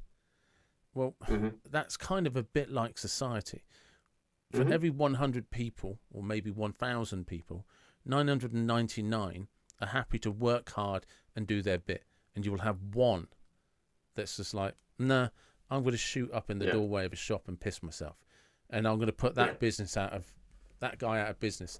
And then you get that slow trickle of a domino effect. And it spreads out. But if you actually picked up that one person out of 1,000 and said, you're not doing that on the public street. We're not having it. Not because we don't love you, not because it's not the Christian thing to do, because it's not fair on the other 99%. Yeah. It's not fair on them. So what we're actually going to do is we're going to take you and put you on an island. And you're going to live in that house, but your food is 5 miles away. And you're going to have to walk there. And if you want to eat, you have to go to that kitchen every day. And in between that kitchen and that house where you live are the fields that you're going to have to tend for the crops you have to grow. And if you don't do that, you don't tend to this, you're going to go hungry. Now, if we do that with you for 5 years, maybe when you go back to society, you'll be a better person. But it's the same when you get prisoners that go on hunger strike. I believe in something so fanatically, I'm going to die to make my political point. And I think that's where we struggle with society, is we sometimes react to that instead of saying, well, that's his freedom of choice. Oh yeah, but we can't let him die, so we're going to intravenously feed him for the rest of his life, because if we pull that out, he'll die of starvation while he's incarcerated. Yeah, he's incarcerated for a crime and has chosen to follow a political belief, and is now going to stop, and well, I'm just going to starve myself to death. But people will then go to court to insist that man is then forcibly fed intravenously against their will. Yeah. But I can come to San Francisco, jack up in a doorway and piss myself and ruin a business and ruin a community, and we're not going to do anything about that because we don't want to hurt their feelings and it's against their rights. And you can have the same argument going on under the same judge in the same town, and they'll make two different decisions about the same problem. And you're like, maybe society doesn't need them because they're not contributing, and they're taking. I'm not saying, by the way, just to be very clear, I'm not saying we kill people in any way, shape, or form. I'm just saying you become Jonathan Swift. Yeah, you get to a point where you realise. An analogy I always give, and it's not the best analogy, but when I was doing like my several hundred hours of community service in my early 30s, one of the things that used to make me and my other fellow offenders laugh is people were like, would talk to you like we didn't know what the law was, and we're like, and part of you was like, you dumb fuck, Some of us knew the law better than our own solicitors. When we Yeah. were stood in court, would question, I don't think you're allowed to Yeah. do that. Could you just, would you mind speaking up? Because Yeah. if you've been in trouble enough times and been to court enough times and been arrested enough times, prisoners tend to know the law better than lawyers, solicitors, and the police. So, and the reason I give that analogy is because we were making active choices to break Mm-hmm. the law on the grounds of, yeah, but I don't want to follow the law. Yeah, but if you Yeah. get caught, yeah, I know if I get caught, I'm going to have to do X, Y, and Z, but that's fine. Yeah. Well, it And it's kind of not goes to that even, Saudi example. yeah, it's not It's like even, if you had broken the law and say we're going to cut off your arm, would you have done it? yeah, Like, that's it. you It's just start to like, second guess it. but it's just like, I used to know people that, like I said, used to being the word that people need to pick up on, used to grow Yeah. weed because weed is still illegal in the UK, right? Mm-hmm. And they would work out exactly how many plants they were allowed over a certain amount of period of time, because if they got caught, the maximum offence would be this. Yeah. So they've worked out the quota of punishment versus the chance of them getting. Well, that's what pretty much all criminals do, right? If I get caught, what's the maximum? What's the minimum? Yeah. What can I put in as mitigating circumstances? What can I credit? One of the first things. I mean, when I originally got caught, I was already back at college. So one of my mitigating circumstances was the fact that I was already at college studying before I'd been arrested, before I'd ever been caught.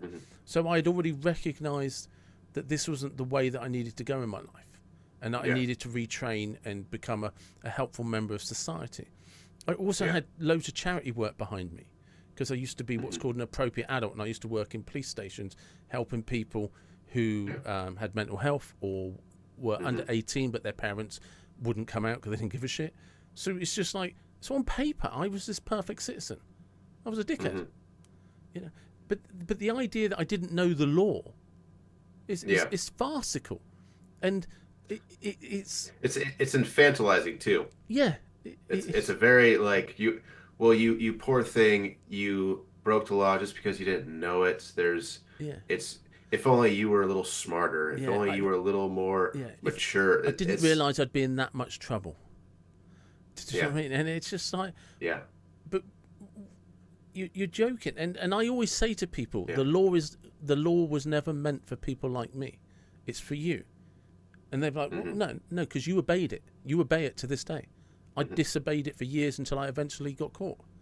And it's just like, you know, and that's how it works. You know, look, one of the things, one of the biggest things culturally America is famous for is the mafia. It's an entire system based on the law is not meant for us. You know, one of the opening lines in the Goodfellas is the two different types of people. We don't queue. The law isn't meant for us. You know, it's that's how those people look at it. The law isn't for them. The law is for everybody else, because you won't disobey it, so we can contain you. And I think that's the problem, that they are also the people that make the laws. So they look at the law from their perspective. Well, you know, maybe David was having a rough time. Yeah, that shouldn't be part of the problem. That shouldn't even be part of the equation that David might have been having a rough time. David broke the law. Yeah. David knew what he was doing. David broke the law. Yeah. And I remember there's a case, I think it was in the UK, of an individual who was tried for rape, and they said, well, he was kind of unaware that it was a crime. Yes, for various reasons. I know the case you're on about. Yeah. And he's like, well, he wasn't. You didn't know that it was a crime to do that. Therefore, it doesn't matter.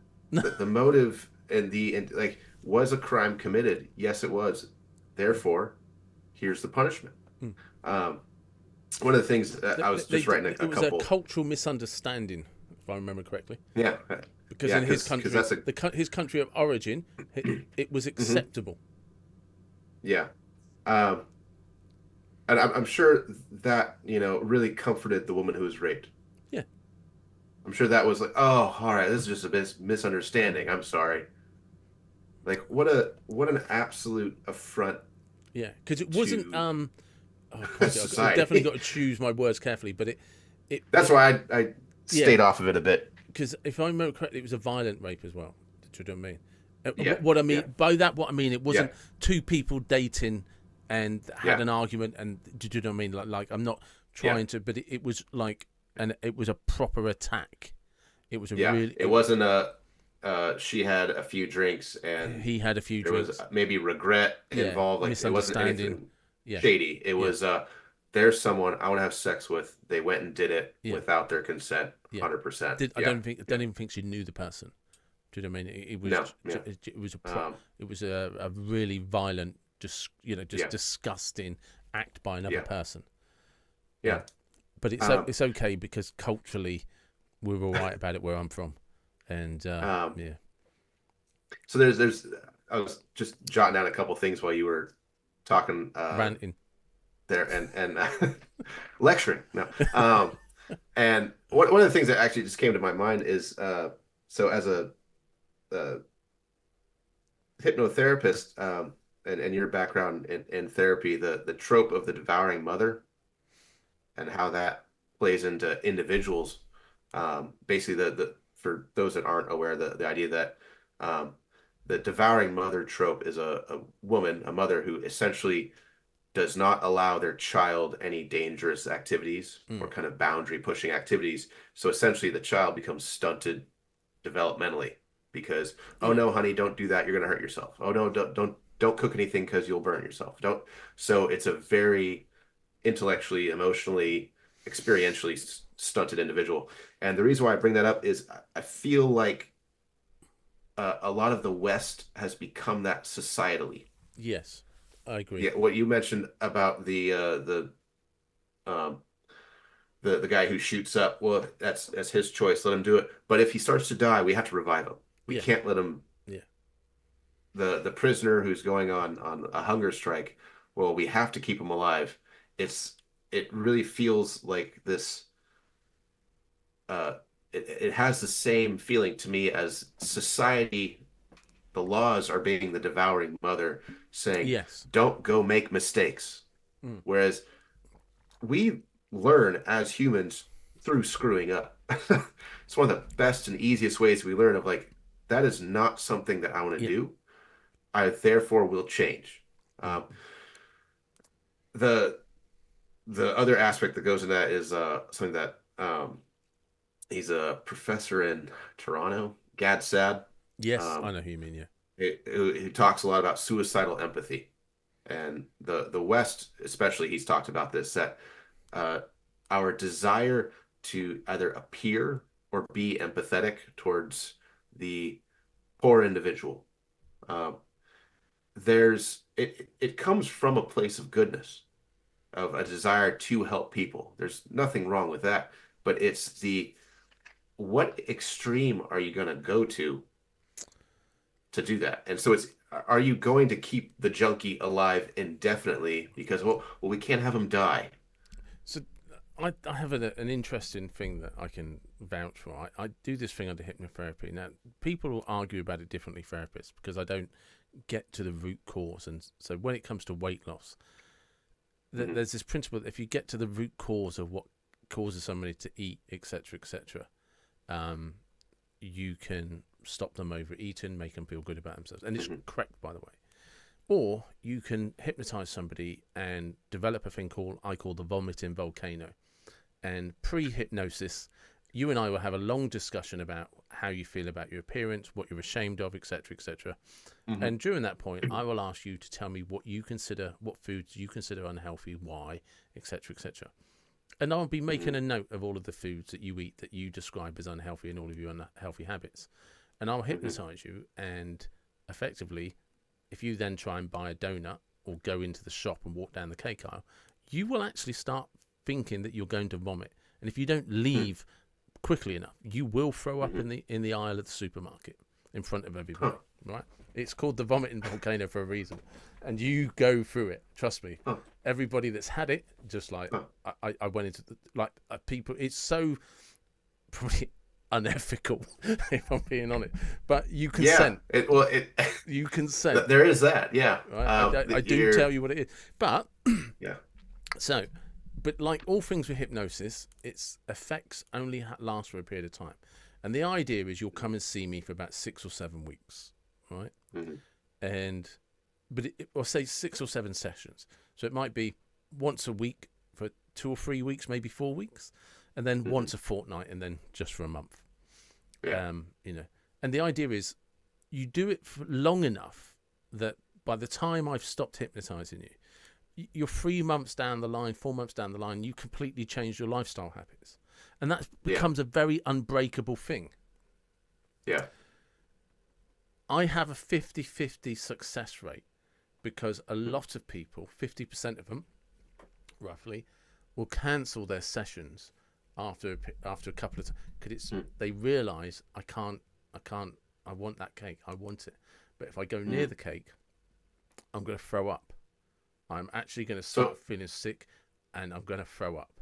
So they start cancelling their sessions, all right? And I had this one lady. I won't say her name because I don't want to embarrass her because she was a lovely lady, but it was very effective, and so she cancelled her second session, right? And she had a therapy healing type thing, so we could have done an exchange of services, and she knew that. I was open to that possibility. You can do Reiki, massage, whatever it was. I don't remember off the top of my head. I'm all for that. But she cancelled it, saying, ever so sorry, money's a bit tight, I can't do it. Okay. And I know not to say, well, what about an exchange of services now? Because we discussed this earlier, because she doesn't want to do it. Anyway, about 2 months after that, she very sadly had a car accident. Everybody's okay, nobody got hurt, but she had a car accident. She was on her way to KFC to get a takeaway, which is a 1-hour round trip from where she lives. Ooh. Because ultimately, she doesn't want to lose weight. She wants to carry on living the way she lives. Yeah. And that's my point. Now, if you go to the extreme of that, if somebody wants to be a drug addict, they're going to be a drug addict. If somebody wants to run around doing heinous things to people, they're going to do it. And we as a society have to stop being the mother. And actually, do you know what? Society doesn't need you. Now, I'm not suggesting the death penalty, but do you ever actually need to step out of a cell again? If you're not contributing to society, beyond, let's have, I think America has a pretty good rule with the 3 strike rule. But if you're going to keep offending, obviously you don't give a shit. Yeah. Well, I'm more of a kind of libertarian mindset, whereas if there's no violent crime involved, then carry on doing what you're doing. What someone wants to do in the privacy of their own home, under their own autonomy, they can do. And the same would then apply to that junkie in the street. It's not diminishing the tragedy of a life wasted.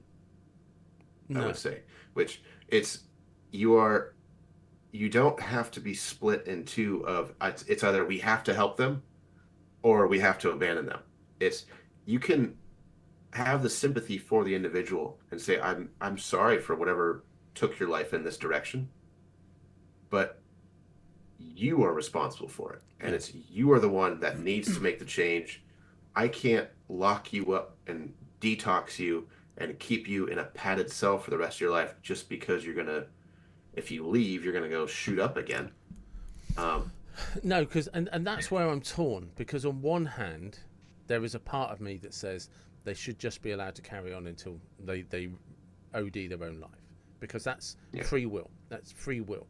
But the other part of me is I don't want that person to be my neighbor, and I don't want them to be your neighbor, because you shouldn't have to come home and have them on their own doorstep in their own, half naked, whatever, or 2 weeks down the line phoning 911 because there's a smell coming from the house and you know exactly what it is. And and this is where I say I don't have an answer, because I agree completely. You shouldn't just because they have a drug addiction They shouldn't be locked up for the rest of their life in a forced detox. But at the same time, they shouldn't be allowed to just go down the street, live in someone's doorway, and ruin a business. And I don't believe that we should have some sort of centre where they can just go and shoot needles that's paid for by the taxpayer. Yeah, that's something that San Francisco has gone so far on that spectrum of here's an area where we will give you a clean needle. We will give you the space. We'll give you a tourniquet. Go shoot up. Just bring your own drugs. Yeah. And it's, as a society, it's like, what the hell are our priorities if that is what taxpayer money is going towards? Yeah, and the argument was valid. Well, because if we don't do that, they share needles and they end up getting infectious diseases that kill them. Right. Unfortunately, your idea just encourages them. Yeah. And it came from a really good place. This is, my wife will sometimes hear me rant about, sometimes I wish we weren't the apex land predator. 100%. 100%. And I qualify that because, I mean, if anyone has ever dove in the ocean with an apex predator ocean, they know they're not, us in this flimsy flesh suit, we're nothing compared to a great white or a tiger shark or a giant squid. I mean, the nightmare scenario of a giant squid grabbing you and pulling you down to the depths to drown and slowly eat you with its beak. Well, I mean, Lovecraft would love it. Yeah, I mean, I think I've told you before, I surf. And bearing in mind, we don't have anything dangerous in the UK, not even in the water, other than yourself. You're the biggest idiot in the water. Yeah, you're the opposite of Australia. Yeah, we have a few seals, all right? Well, occasionally, if you're surfing in the right areas, those seals will pop up amongst you. And when you realise how big those seals are, and just if they decided, do you know what? You're dead. There's nothing you're going to do. You're not going to paddle out their way. You're not going to fight them off. They are just, thankfully for us, they're not friendly in the sense you can pet them, but they're friendly in the sense that they don't. A few people say they nibble occasionally, you know, just apparently being playful. But when you see them and you see how big they are and how they swim around, you realise you're fucked if they decided, if you just had that one that just genetically was I don't like people and I'm going to fuck you all up, they would. Yeah. And nothing you could do about it. But it's like it's like that stupid meme that's gone around where women like, I'd rather be in the woods with a bear than in a room with a man. Oh, God. It's like, you no idea what a bear's going to do to you. No idea. Yeah. You know. That's I don't know, that's, I mean, if we bring it back to the election, I think that is a funny sociological thing that tied into it, honestly, is there's a weird delusion that's gone on with, I would say, women in the last 20 years. Yeah. I feel like somewhere in the early 2000s, it started to be ingrained a bit. Not just the kind of toxic masculinity ideas, but it's, as an example, my first year at University of Portland, there's a freshman orientation where they essentially had a speaker say, ladies, look around, 1 out of 3 of these men will attempt a rape. Yeah. And this is the psychology that's, you mentioned, one therapy method, NPL, what is it? NLP. Yeah. Neuro-linguistic programming. Yeah. Right. It's those little things that have just been kind of injected of. Yeah, I mean, they're literally using language which we will tell you your worst fear. Yeah. And then I'll add some paranoia by saying, so it's a really simple trick. Look around the room. 1 in 3 of these men is a rapist. But because you can't identify them, I'm going to make you paranoid. But because I'm also a speaker at the front, I must be a voice of authority. So you're going to believe me. And because I literally strike at your most vulnerable point, whilst making you feel more vulnerable, because I can't point out which one of those men is dangerous. There's 30 men in the room, 10 of them are thinking about raping you, and you can't do anything about it. And it's literally like mass hypnosis or mass paranoia in motion. It's very, very strange because these people know what they're doing. Yeah. And I would qualify, even if they don't know that aspect of it, the people who design the curriculum know it. Yeah. The people who basically branch out say, all right, we're all going to go to these different colleges. We want you to deliver this material because this will be most effective. Well, how do you know that? Because it is kind of a tried and true mass hypnosis sort of method of getting people paranoid and afraid. And there's you have to be careful with some of the stuff you say in the UK. I'm gonna have to be somewhat careful here in terms of where blame lies. Yes. Um, We have to be careful here as because well. yeah, um, it's developed a kind of mindset of lack of any accountability, which is fully showcased, I think, when you view any of the clips from, let's say, the Whatever podcast or other certain kind of Yes. red Yeah. pill podcasts, where they will take, and here I'll be a little bit more mean.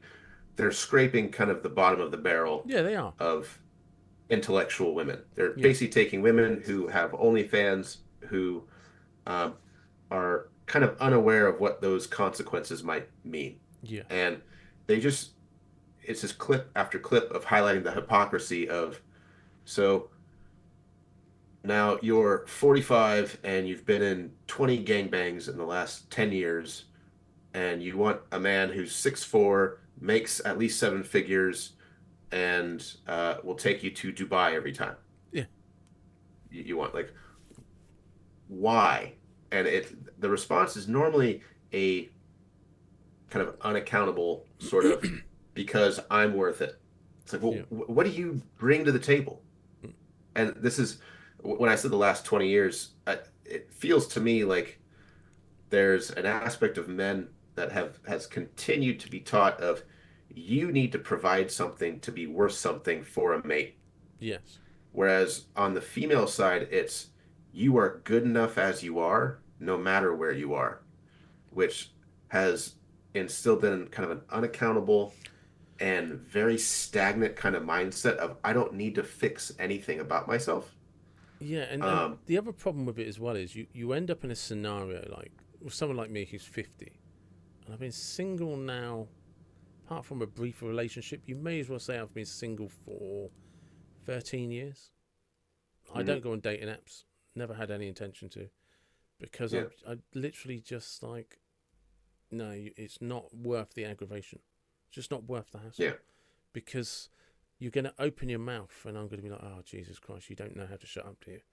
And it's not that you're not a nice person, not that you're not a pleasant person. You're just not a good relationship person. mm, You literally have no idea what I as an individual want as a relationship, but you can tell me what yeah, you want. And I have mhm, lots of female friends, you know, but they're friends for a reason, because I mhm, love your company for a few hours. I love I'm not answerable to you, and I love mhm, especially I'm not accountable to you because mhm. you moan and you've got these expectations, and your husband is or boyfriend is fucking miserable, and Mhm. you know that's not all of them, but it's too many of them, and that's my own experience of relationships. It's just like like you say, there was this trend where it turned, and you just like. And I would say, you know, it's not everybody. I know it's not everybody. I know I have plenty of friends, male Yeah, and yeah, female, oh yeah, who are oh yeah, very good, yeah, healthy relationships. And I always say, if you are in a good relationship, there is nothing in life that will ever supersede that. It is the best mhm, thing you can ever have. But if you're in a bad relationship, there is nothing in life mhm, that will poison you more. And yeah, when I see, you know, like I said, I'm 50, and I've obviously had friends that divorced and stuff like that, and I've had, I used to live with a girl, and we had a house together and all of that sort of stuff. It didn't work out, and Hmm. but when I look at what the mentality out there now, that they're literally like, I'm the prize. What do you bring to the Hmm. table? And you just like, you've not even asked if I want to sit at your table, but you're demanding Yeah. to know what I bring. And Hmm. it's a crude analogy in a sense, but it's a valid one. It's a bit like the car salesman. It's just like, what makes you think I want a used car with 200,000 miles on the clock? Because you Yeah. haven't asked me what it is I want. And when you say Yeah. that to them, like, what is it that I want? It's a blank Hmm. expression, and they you can see them wanting to sort Yeah. of say, well, why does that matter?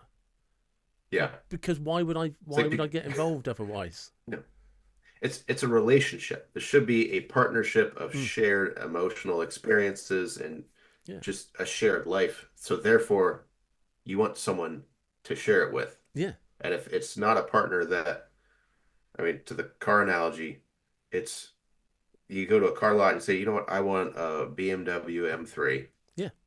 That's only 2 years old or 3 years old. Nothing too old because I know some aspect of the M3 clunks out after 20 years. I don't know. Mm, They say, well, no, you don't want that. that's it. Here's a 94 Honda Accord.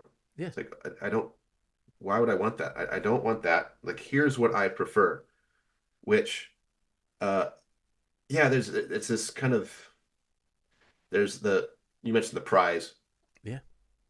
mentality, and it's interesting that modern feminist women have taken that approach when that is so traditionally biblical, almost. Yeah, I mean, it's like two men meeting up and saying, I want to marry your daughter. I've never met her, never seen her. She is the prize. I will provide for her and she will give me kids. yeah. Like that's it. And it's weird they've kind of gone full circle in a sense, but they've rationalized it in a very kind of late feminist stage. There's just this kind of strange. Yeah, I'm getting to the point where I think I'm probably just not anywhere near experienced enough to know anything about it anymore, because I just avoid relationships. It's just like, you do what I Yeah. mean. It's like, it's a terrible thing to say, because I still Yeah. find women attractive. I still see women and think, yeah, you're stunning, you're intelligent, you make me Mhm. love whatever, But I just like, oh no, I wouldn't have a relationship. It just no. Yeah. Well, it's a problem because I think it's become so cultural in that mindset, Mm, um, or at least perceived cultural, where what you see, whether it's online or in interactions with other people, that like this seems to be a trend yeah.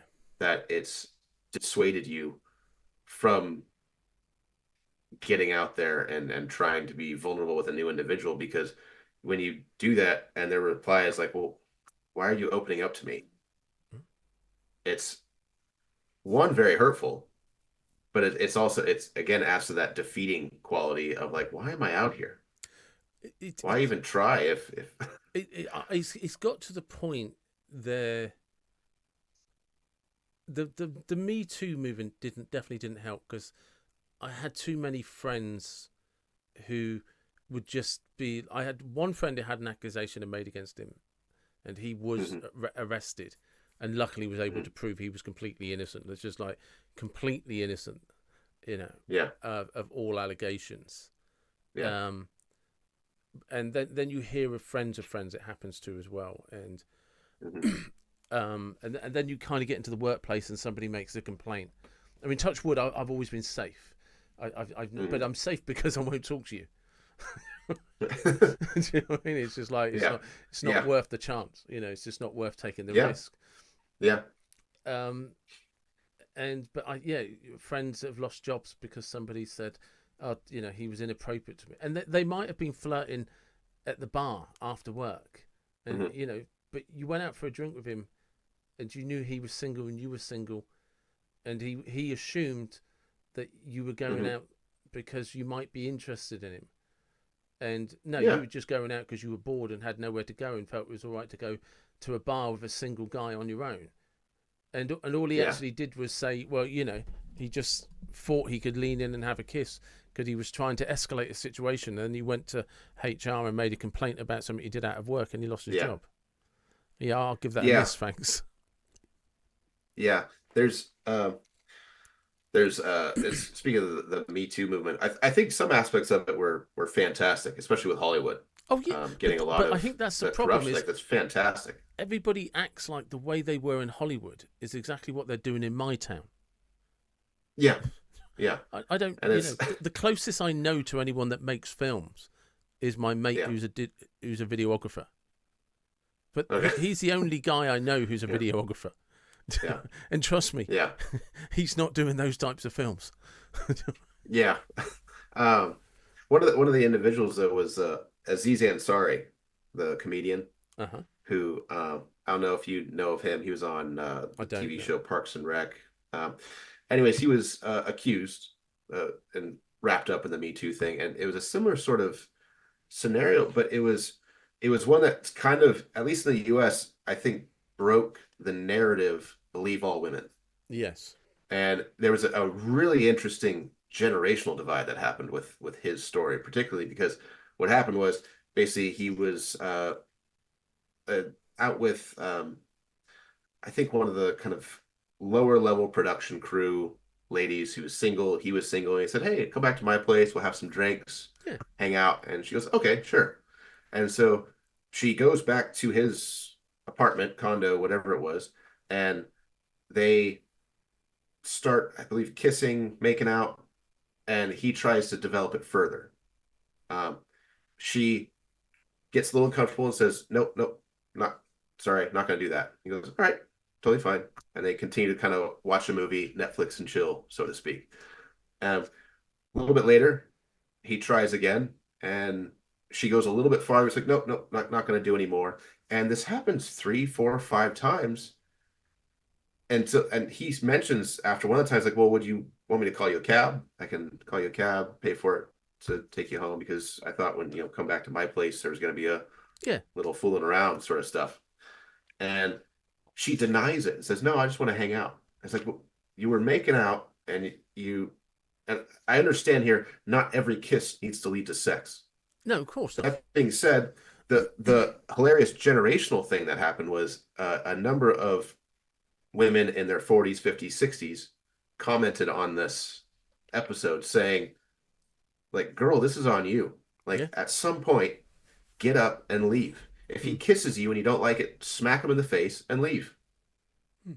Like, But at the point he what's says, "Hey, the do, problem? do you want to go home and I'll buy you a cab? I'll pay for the cab." That's Yeah. that's when you go home. Because Yeah. if you're not doing that, he thinks he Yeah. just has to keep working on it. Yeah. Because Yeah. your actions are one. Even if you Yeah. stay because you're like, I think Yeah. he's a nice guy and he gets the message, you don't make Yeah. out with him again. Yeah. And there wasn't any in the account, which was her account that was issued, I think, in Rolling Stone. Don't quote me on that Yeah. part, but it was issued to a magazine and they released it, and it caused a bunch of backlash for Aziz. But then it also caused people to be like, "Well, this is kind of on you, because at no point in your own account did you say, 'I really like you. I just don't want to go that far.'" Yeah. It was nope. Like, well, what do you want to do then? Like, you want me to take you home? Do you want, like? And I think that's the weird thing about the part of the post Me Too movement is there's, without the kind of the a woman standing up and smacking a man who kisses her inappropriately Mm. or in a kind of miscommunication sense. There's um,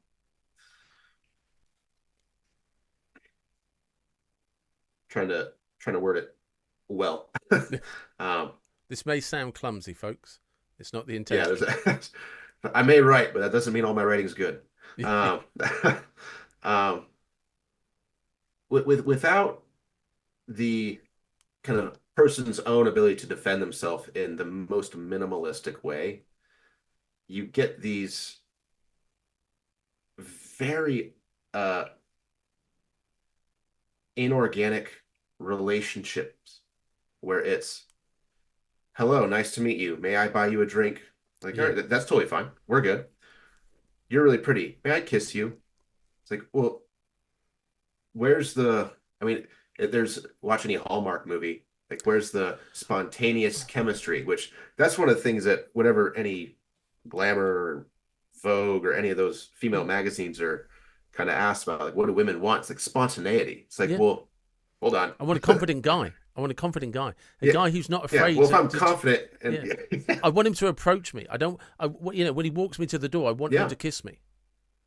Yeah. You know, Which there's you'll hear the same person say, I love it when a guy grabs my hair and kisses me, and he takes yeah. charge. But then Yeah. when the wrong guy does it, Yeah. well, that's assault. There was You mean there he's was not 6'2" and a multi-millionaire? He's 5'8" and yeah. works down at the local convenience store. Yeah, there was it was actually when 50 Shades of Grey came out. Uh huh. Um, there was a very unfortunate kidnapping rape case that happened in, I think it was the Midwest, where it's what was described was more or less the same that happened in 50 Shades of Grey, Yeah. which obviously consent makes a huge, Yeah. all the difference in the world. But within that, you see the picture of the guy who kidnapped I think it was three women, and he is a unattractive individual. Yeah. Whereas if you were to take Henry Cavill Yeah. and have him approach any woman in a bar Good and looking say, man. let's go back to my place. I have some handcuffs. Yeah. I'm going to give you 2 hours, best time of your life. Yeah. But There's a lot of women out there who are going to say, but it's and this all right, fat Cavill, let's go. this is the very confusing thing for men is if you take 50 Shades of Grey, the most popular book by a country mile that year, Yeah. they turned it so popular, they turned it into a film. It was a blockbuster. It wasn't being read by men. It wasn't being watched by men. No. But what we all learned from that was, we want you to take control and dominate me. And you better be nasty about it. You better be able to take charge. You better be, do you know what I mean? And, and guys are like, whoa, hold on a second. And it's just like, as soon as you say, like, hang on, what's the safe word? What's the consent? Why are you killing the mood? Can't you just take charge? I want you to be spontaneous. It's a fucking script. It's not real. Yeah. Yeah. Yeah. And I think there's one of the things that I think some men understand and others don't is you don't do the 50 Shades of Grey thing to someone you just approach at a bar. Yeah. And while that can work, it's not going to work unless you meet those certain criteria that we were talking about before, that the lady on that podcast, like, I want you to have 6-7 figures. I want you to be going out with a Rolls Royce or a Ferrari. Then now, oh, okay. Like, maybe you can, do whatever you want. And there's a guy that does YouTube skits on that. He somebody films him and he drives like a Lambo or Ferrari and stuff. Yeah. If you see him, he goes up, asks them out, do you want a number? And they always turn him down. Then he goes, no. Yeah. And he often waits until they're doing selfies of his car, and then he goes and asks them out, do you want to change? No. And then he gets in his car, and they're like, whoa, hold up. Yeah. I didn't know this was your car. Yeah. Well, you know, it doesn't. What does it matter? You didn't want to date me a second ago. Yeah. It's but there's a famous. He'll show up in like work boots and like there was one where there used to be this guy used to do. He's like he was like I think he was Italian or something. Proper good looking guy. Do you know what I mean? Like a Henry Cavill type thing. And he was a waiter, and he would these really attractive women and they'd always turn him down, and it was almost like a TV production thing. And then he would come back like half an hour later, pull up in an Aston, dressed in a suit, and these girls would be walking up to him, Yeah. and he'd be like, Yeah. 60 minutes ago when I was serving you wine, you didn't want to know. Yeah. And To even look twice at me. Yeah. yeah, just look down at him, and Yeah. that's the thing. And I, crikey, it's a whole other podcast, and it's just, where does that go? But something to just finish on, just because I'm conscious of the fact we've been talking for nearly 2.5 hours. Yeah. Have you seen that thing about the blue badge or something going around where there's no sex, no marriage, no babies? Yeah. And The I four see, B's. yeah, Yeah. for the next 4 years, and I Yeah. heard this lady talking to Bill Maher, I think it was Bill Maher, sorry, and Yeah. she turned and said, "Yeah, that's smart, isn't it? Because they're going to outbreed you for the next 4 years." And there's going Yeah. to be There's 4 years of more Republicans and yeah. conservatives than there Yeah. are liberals. Yeah. And she's like, "How dumb are you lot?" There doesn't seem to be a thought out process in that other than Just the weirdest. But again, it comes back to that thing. yeah. So again, what we're talking about, and this is the problem that men struggle is, if you, I want you to be honest with me, but if I don't like your opinion, we're not dating, we're not having sex. Mm-hmm. Oh, well, I'll lie to you then, and then go and vote for whoever I want when I get in the booth. Yeah. It's just Yeah. And that's I mean I put that at the feet of men yeah, I do. to a degree because it's uh, the term now is simping, It is, yeah. but it's integrity. It's this is who I am. If you don't like it, then yeah, we shouldn't be together. I'll go find someone else. Goodbye. I And actually, that's it. yeah, but because I've actually come under fire on like Instagram posts and forums and stuff for defending OnlyFans girls on the basis of it's not women paying subscriptions, it's men. If you don't want Yeah. OnlyFans girls, stop subscribing to them. Stop paying subscriptions. Yeah. You know, It's God, it was the South Park guys. yeah, One of their first movies, Orgasmo, which is about a Mormon porn star, flew very under the radar. But there's a really great scene in it that talks about the exploitation of the porn industry. yeah, And they talk about it in there of like, actually, it's exploiting men. yeah, Like it's absolutely exploiting women. Sure. There's no denying that. But one of the larger demographic that's actually being exploited is the men, partially for that reason. They're the ones that are subscribing. They're the ones focusing their time on it, and it's tapping into that lizard brain yeah, of like I just want to go have sex. That it's then taking their focus away from otherwise positive things. yeah. And That that's it. And while that and again, it's just like while there's all these women on social media, always pouting, displaying, men think, oh right, well then I can objectify you. And then when like, how dare you objectify me? Men become confused because like, but you were talking to me. You were saying, yeah, and you were putting yeah, up these pictures. I liked your pictures and said you were beautiful. You said, well, why didn't you? If you think yeah, I'm so beautiful, take me out for dinner. So I have. And now you're saying, no, I just want to be friends. But I was very clear yeah, about what my intention was because yeah, I kind of joked about it in a sexual way, and you laughed yeah, about it, and it's just like, yeah. yeah. But hey, if you're a young man listening to this, don't pay any attention to a 50-year-old single guy. Well, as a happily married 35-year-old, um, That, don't waste your time uh, scrolling through women online. no, It's the hilarious thing for me is it's talking to a girl on OnlyFans is like trying to say the stripper at the strip club is no, she's into you, buddy. yeah, No, you're a customer. You're paying money for something, mm, and that's it. So, like, the more you chase that, the more destroyed your world is going to be when you finally wake up and realize they don't care about you. I used to They're trying to make a sale. I used to work in this office in London. There was a couple of the admin girls there. In the evenings, they used to be strippers, and Mhm. you just like because during the day when you're at work with them and stuff. And bearing in mind, it's the early noughties, so we hadn't quite got to a Me Too Yeah. movement. So you'd go out for a drink with them as Yeah. well and stuff. But you'd hear what they would say about men, and the men in strip Mhm. clubs, And you just like, and I remember once a friend of mine was just like, I was having a birthday, and the only bar left open in Salisbury. The bar's not even there now, but it was a strip bar. And he was like, let's go there. And I was just like, oh, yeah, no worries. There's like, you can imagine there's 10 of us because it's his birthday. And ironically, one of the doormen was a mate of mine from back in the day at school. So, we all had to pay, but he didn't worry about a big group of guys coming in.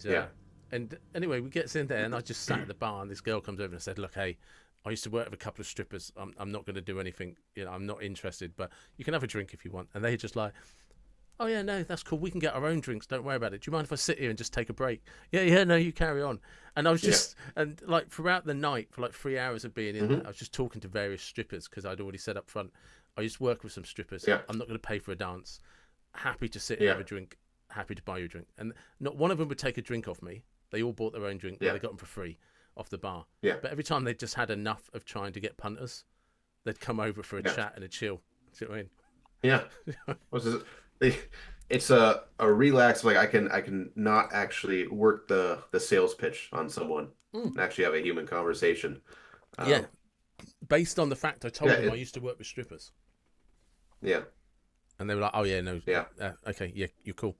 Yeah. And you're good. And you before you know it, you're talking about, what film you've been watching, what book you've been reading, what's your plans next week, sort of thing. It's just like just actually having a chat, as if I was in the office with these girls again. Yeah. Yeah. Start asking about the nuances of Dostoevsky or yeah. I always avoid those sort of conversations, but I suppose we should probably wrap this up, shouldn't we? Yeah, we can. We went from Trump to Me Too. So if this doesn't get pulled, or Trump to feminism, we don't get canceled. Yeah. Yeah. Which I mean, I would just end on one of his more heinous accusations when he was in a private conversation. The whole "grab him by the pussy" comment. Yeah. Which Dave Chappelle, people can look this up. His bit on that, and I think Bill Burr also had a bit on it. Two great comedians that they are brilliant. They are brilliant comedians. The premise is like, ladies, have you ever met a billionaire? Because you're out here sleeping around with guys that have a deficit in their bank account. Yeah. And if you've been following Tiger Woods at all, like, certain kinds of women will throw themselves at the wealthy. Yep.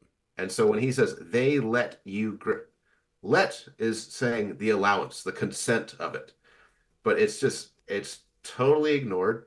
It got blown up into this whole, he just sexually assaults them. If my wife lets me kiss her, she is allowing it. That's what the word "let" means. So it's just another thing that, I don't know, if I guess 2 takeaways from this conversation for any young man watching: don't subscribe to OnlyFans, and question what the media tells you. 100%. Question everything. Yeah. Always question. Always question your worldview. Question, is what I'm believing right or wrong? Why is that? Go into depth on it. And if you can't defend it, get rid of it. Because there's no point defending a situation that you can't defend. Otherwise, you end up like that medieval peasant who's just, oh, there's a witch. Let's do it. We'll burn her because that guy said so. So there's my rant. And there you go. That was me and Martin chewing the fat, I suppose. I don't know. Politics is a funny thing. People's imagination, people's feelings. I wish I understood it a lot more. And like I said, I've no skin in the game. Donald Trump isn't my president. But the fact that people are still upset with him for things he never said, and it's been proven he didn't say it, I don't know. It makes no sense. And that's the thing for me. I try to live in a world that I can understand, even if I don't agree with an opinion. But I don't even understand any of it now. And that to me is quite alarming at times. But look, whatever you think, whatever you believe, wherever you are from, I always appreciate everyone that tunes in and listens. Thank you, everybody, for the support. And yeah, wherever you're from, whatever you believe, please do take care and be blessed. Thank you very much.